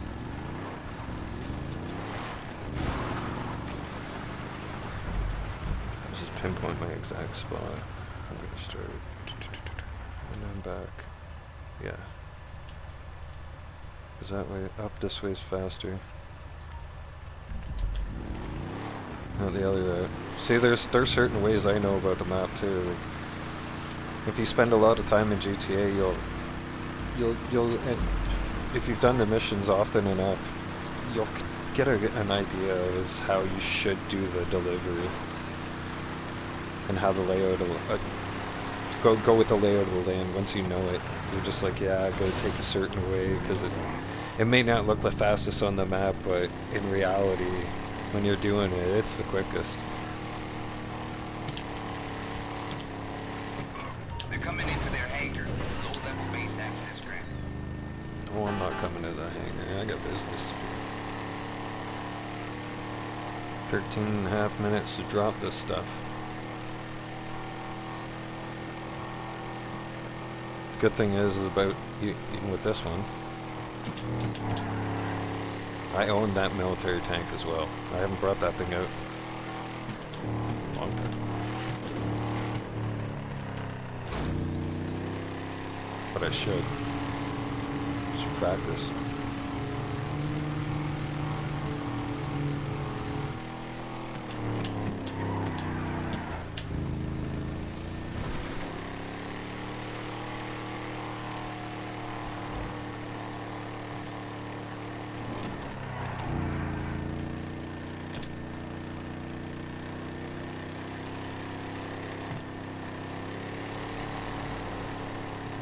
Oh, and never try to run around with $10,000 in your pocket in GTA. Always carry 500 bucks. I don't know why the hell I was running around with 360k, but I should have been more smarter than that. Because you don't want that taken from you. You're like they can't take it all from you. No. But if you're dumb enough to carry more than 500 bucks on your person, then they're taking it. If they send a mugger after you, they can take up to $10,000 at one time. And then, depends on what kind of a lobby you're in and how many people you've made mad. Because if 3 people send a mugger to rob you, you could lose 30 grand. And for some of you, that's a lot of money. For BAM, I can take a wipe with that 30K and keep on going.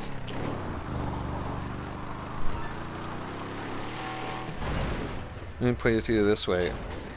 30K to me is like 30 cents. So it's not a big loss.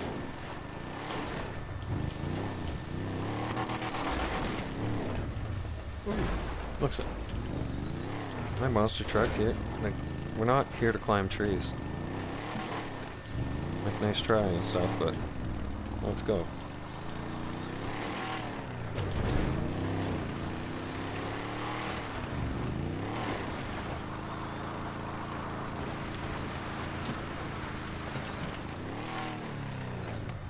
I don't know if I'm going to have the time or if I'm going to be able to call it out, but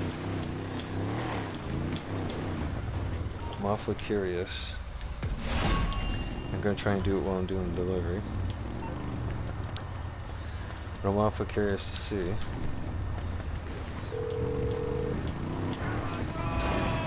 Hello, you're through to Pegasus Lifestyle Management. How can I help?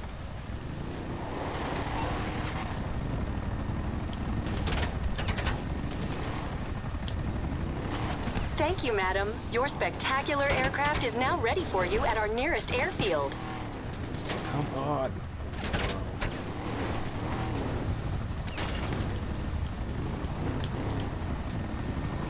I swear it's not my first day.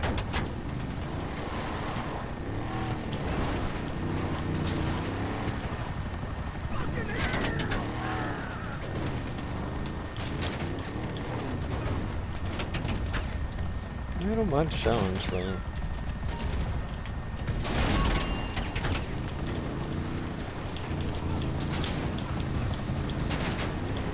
These ones are just a little bit more spread out than I thought. But I'm wondering, maybe will I get lucky enough? Because this thing gets picked up by a cargo bob at the end. I want the cargo bob, so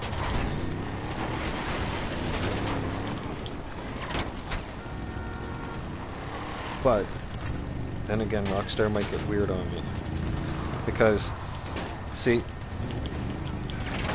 that might be able to happen for the mission, but then again, there is some missions where the cargo bob cannot pick up your delivery vehicles when you know that they should be able to.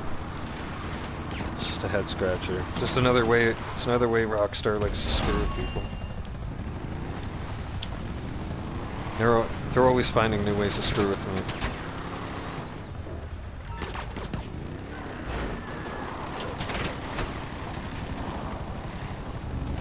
Or I should also say they're always looking for new ways. Like, look, see? This is the cargo bob. This thing comes, swoops by, down, picks her up, and she's gone.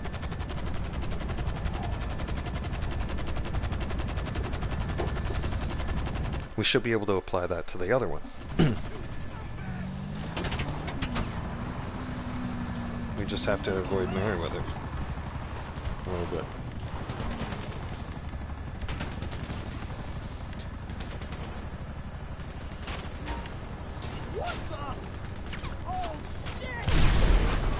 Don't make Bam mad.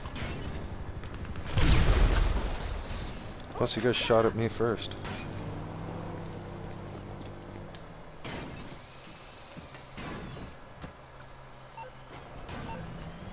But I'm also thinking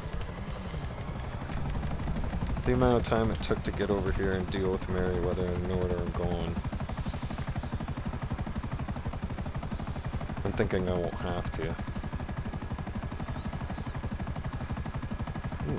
Meriwether wants to play again. Alright, boys.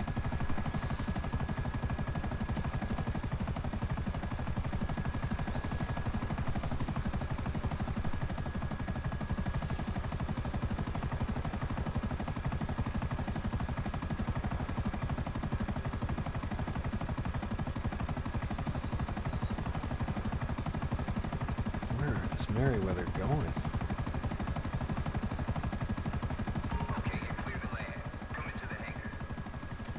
Yeah, I don't have time for that cargo bob thing. That's gonna have to wait for another time. That'll have to wait till the next time I deliver.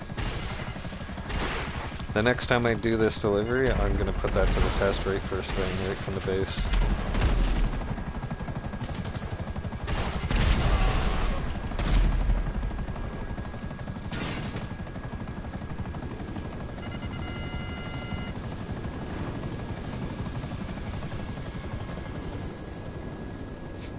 Don't mess with Bam in GTA. I kind of have a clue on what I'm doing. Just a wee bit.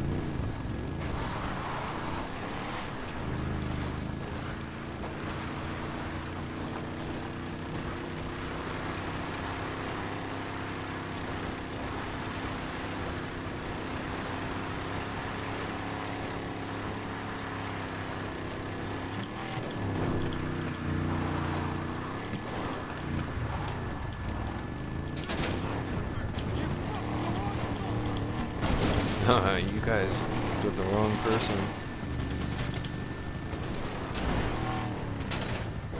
Come around and find out, bud.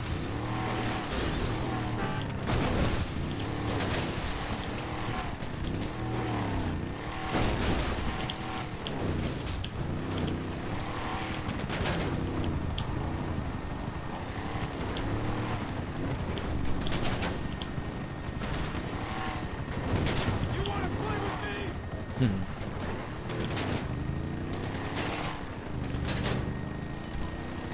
guys don't stand a chance. The odds are not in your favor. Might as well just give it up, fly away. Go guard Walmart.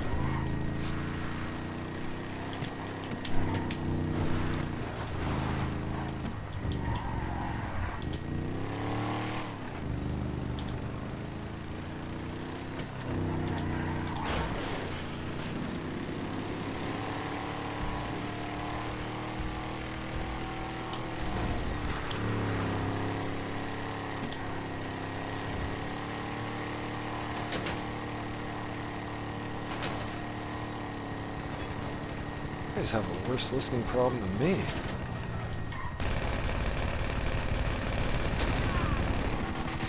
What'd I tell you?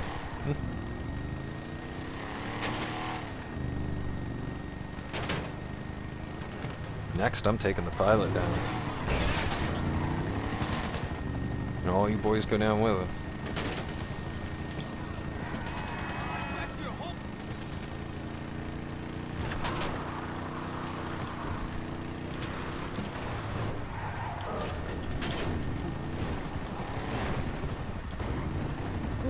Close.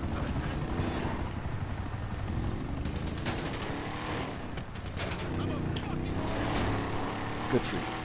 I do not give a rat's ass what you say you are.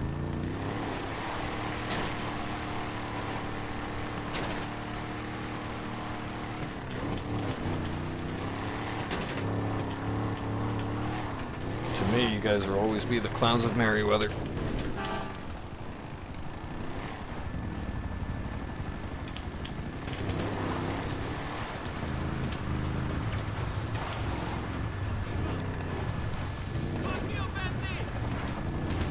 Right back at you, bud.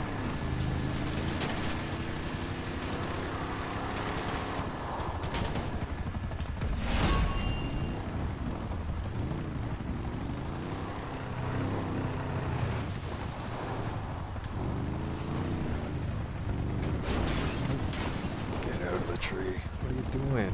Are you new? Holy. My character's first day, everybody. Noob material right here.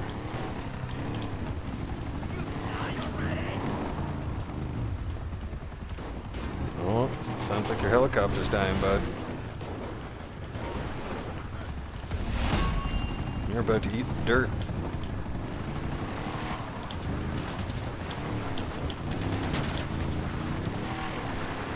Pretty soon you're gonna be kicking rocks and eating the dirt.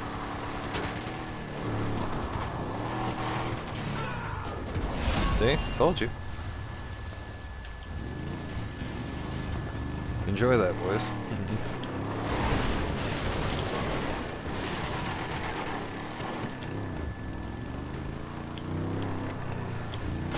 Property damage 101.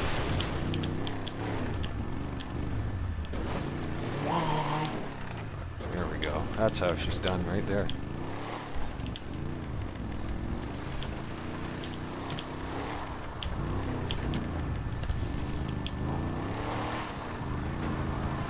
Oh, you're back. Oh, run your ass over.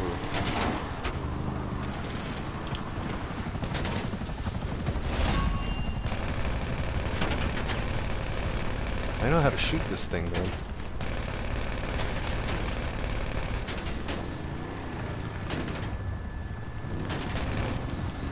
I got bullets with your name on it, too.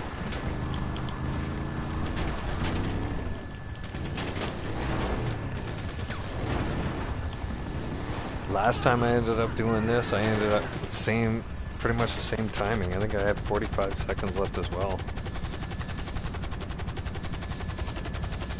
See, if I would have grabbed that cargo bob idea like I was planning on and tried to mess around with that, that would have been a costly mistake. Like, we wouldn't have had time for that. Ooh, since you're still here, where do you think you're going?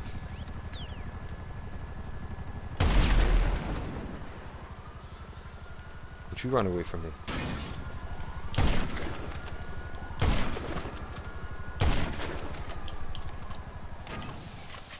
I hate my hands sometimes.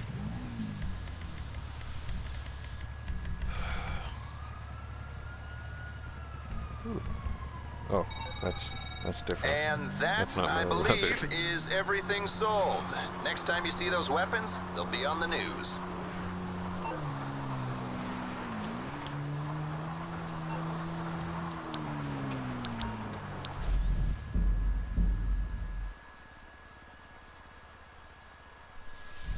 And this is Bam Bam Fast Traveling.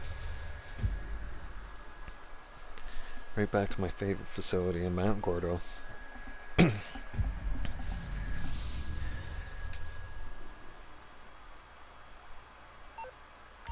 When you're in this room, you can't bring up your cell phone. See? Now you can. Watch what happens. Disappears. Because this room is like a quiet room. Like, no cell phones allowed, blah blah blah.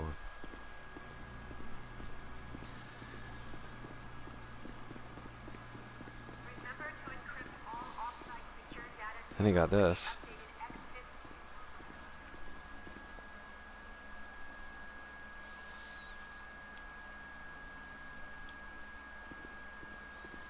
But the main reason why I like this place out here is because it's kind of like its own little island away from everybody. Peace and quiet, if you would.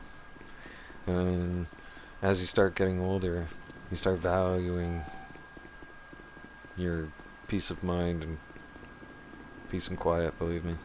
Let me show you guys something cool though.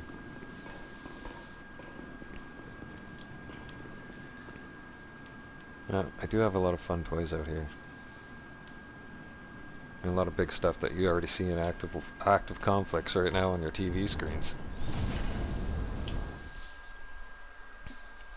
Like that missile-looking truck over there. It's called the Chernobyl.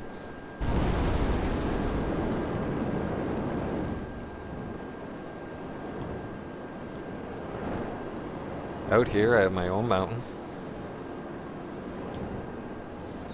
my own beach, my own little mini island that I can bring out my Avenger on.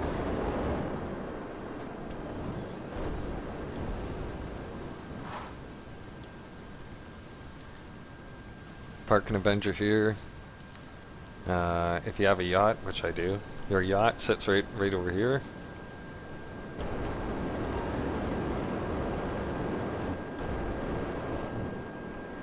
And I know a lot of you have your facilities in different spots all over the map, but for me, for game enjoyment, this is the best place, in my personal opinion. Like for someone who just is now basically like retired, not hardcore in the game as much, and is just like goofing around and enjoying it. See, because this thing has its own light tower. Lighthouse, I should say. And you can put it in there. It's just I don't want to end up losing it once I get it in there. There's a certain way you gotta... There.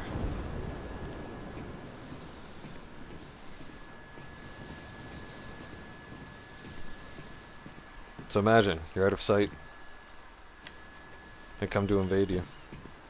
And you're even in ghost mode. Right? You can see people coming from miles. Or even jets. Right? It's a great place to hide. Like, see, and then you have your own personal island. Literally. And I can take a tank out there and cart a tank out there. I can go out and drive an APC out there.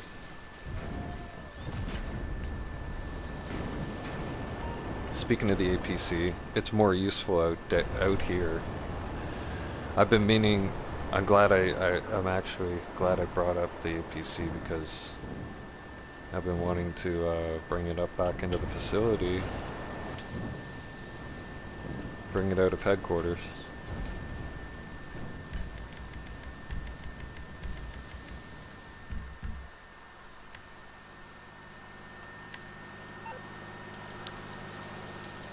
And it's usually peaceful and quiet out here. A lot of players don't bother you on the map. I'm on the clock. What you So want? Some wheels? You can get things done. You can go out of sight. You can target practice out here. All kinds of stuff. To each their own.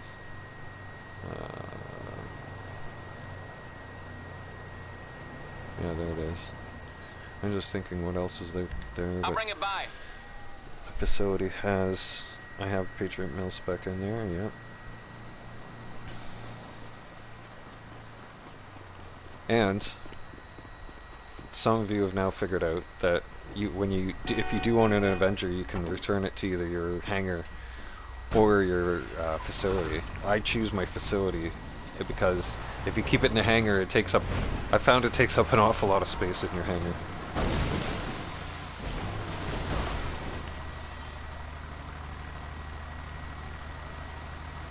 So again, this won't be as fast, right? And it's definitely it's turtle slow going in reverse. So whenever you're driving this thing around in the water, kind of make sure you have her lined up to where she's gonna go, because you don't want to be stuck in a situation where you're gonna have to try and turn it around, because that's just an interesting thing. You can see she's pretty much turtle slow to go backwards. Extremely slow.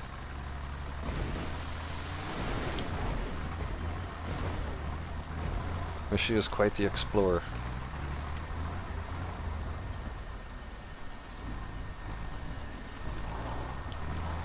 So you could do recon out here.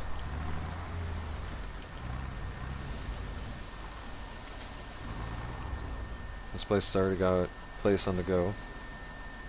It's being built. But yeah, this place is cool. Like, see? You got your own island right there. Way up there. And the other thing is you bring your buddies out here and do war practice. You can have a guy up there.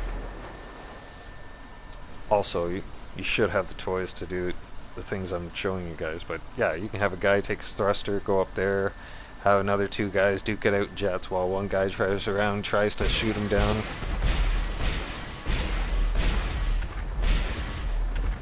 You can get your practice in with this thing. This thing will fire off 50. Thereabouts. It's not unlimited.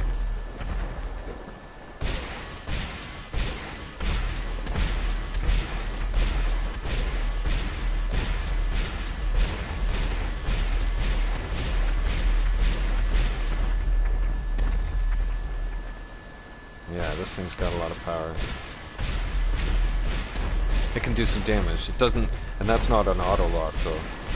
That's a manual aim. And then you can just hold it down. So there, we finally ran out. And that was quite a bit. And then bonus, it drops mines. And yes, it will survive this. Like it's nothing.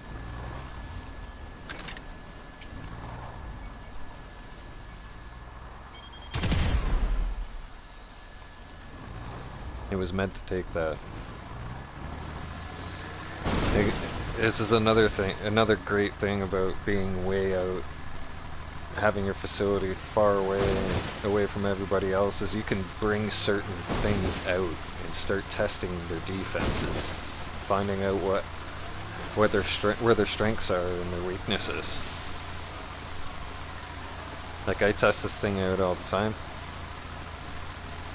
Like I can tell you what most vehicles, how many RPGs it'll take, what can shrug off what. Okay, I know what to bring out at certain times, strategic times, and there's reasons why I drive what I drive in GTA, and I choose the vehicles I choose at certain times.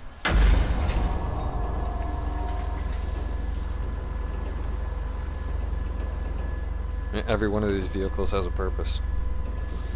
Or else I wouldn't have bought them. So they do serve a purpose and a use. I didn't just buy them for the hell of it. No. One time, well, a couple times, there was a lot of air-to-air combat going on. So I had to bring out the RCV truck. I'm gonna show you guys at one point here.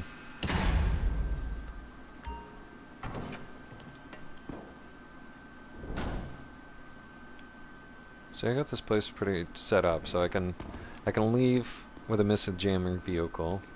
See, I've got one of these pretty much everywhere. Arcade, office, nightclub. There, no. Wait. I don't even know where the nightclub one is. This is the RCV. This thing's cool when you go into like ghost mode because it has water cannons and happens to be the only the only vehicle in GTA you can own with lights and sirens, and then turn them on inside the facility and leave them there.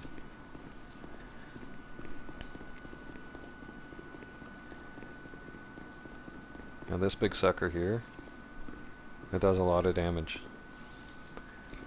Like when people are doing, and it's, I think I've only had it out 5 times for combat in 3 years. So it's not, like when I bring that out, it's making a huge statement because 5 missiles will lock onto you and you're not shrugging those off. You're not making a run on that. That's Winky. It's a little military jeep. Got the Conjali tank. It's its home. And I had to get this truck, right? So, a little squatty. Cool little army truck.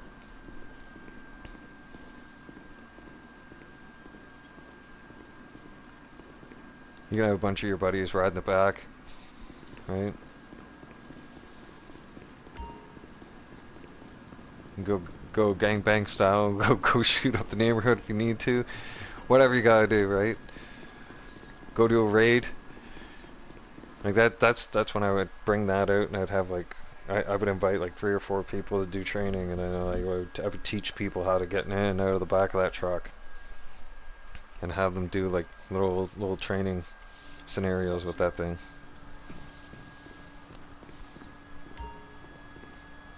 Got some frustration you want to work off, huh?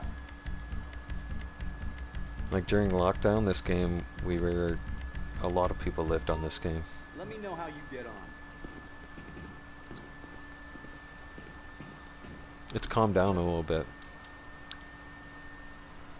but man, GTA has expanded and changed in 3 years. And not always for the best.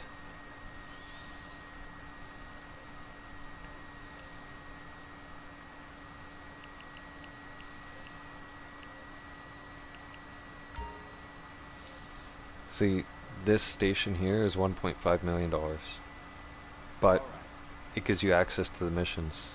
So I still have, on this account, I completed all 6 of them on the other account. But on this account I gotta still do these, because this upgrade actually came out for the Avenger while this account was down and under suspension in July. So, but I was still able to play it, and then these missions will pay out. This is paying out not bad actually, right? Surgical Strike would be a good one to rock off.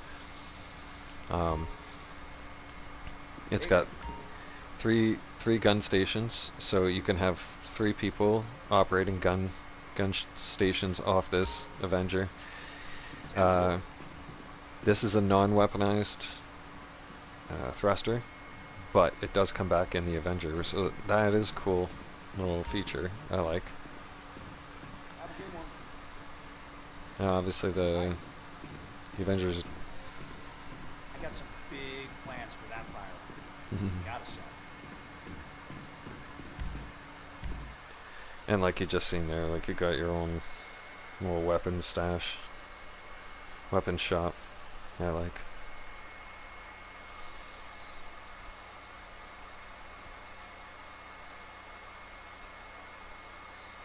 So all in all, over the time span of 3 years, I've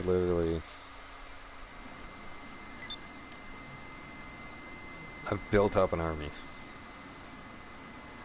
So, like, and a fleet of war vehicles. I've got all the war toys, everything. And that's not trying to brag or anything. It's just that's how I wanted it to be.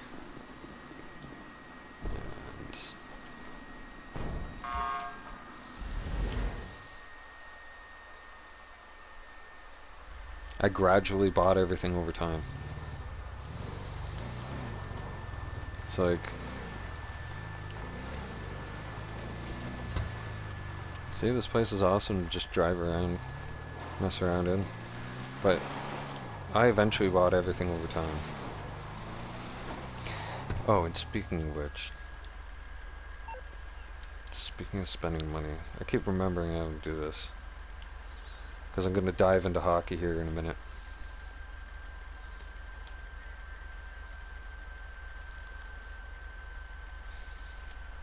So, for those of you who wondered where you can buy your yacht, it's in Dock Tees, and it's right here at the front page.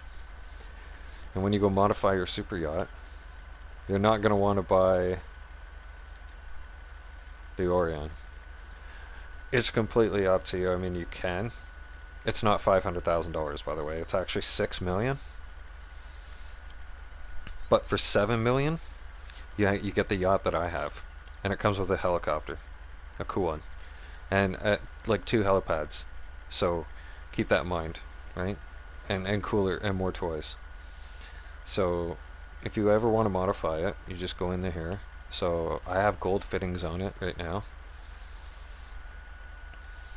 It's hockey season, so we're gonna keep the gold fittings on there,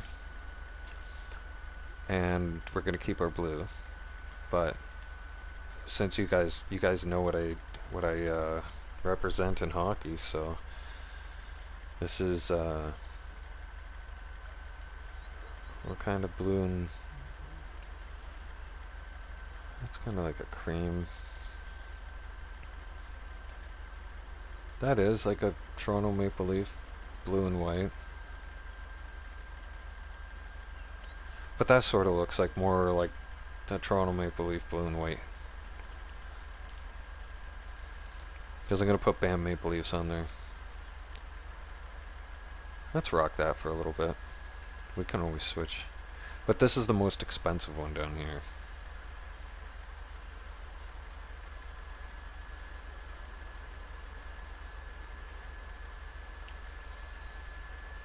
Yeah, I could make it that color, but it's ugly.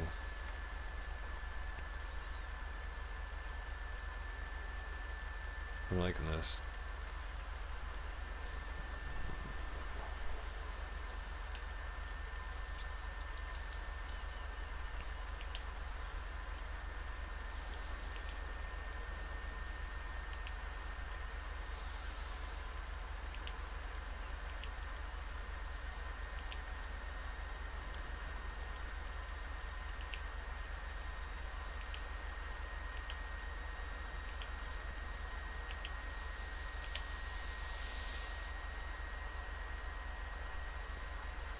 $250K next.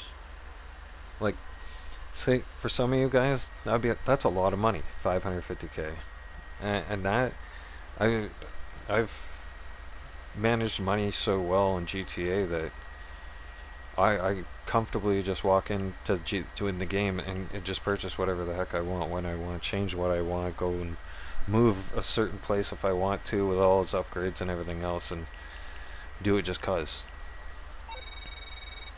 Hey, So that's done. And it's getting about that hockey time. So I'm gonna end this live stream of GTA. Wow, 2 hours and 30 minutes. This stream's gone on for a little bit longer than I wanted it to, but it's all good. Thank you guys all for tuning in. Appreciate you guys. Gav, shout out to you. Much appreciated.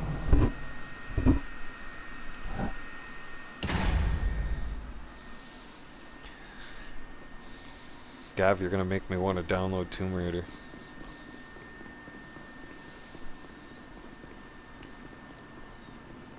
Because I know that's completely off topic, but that game brings me back.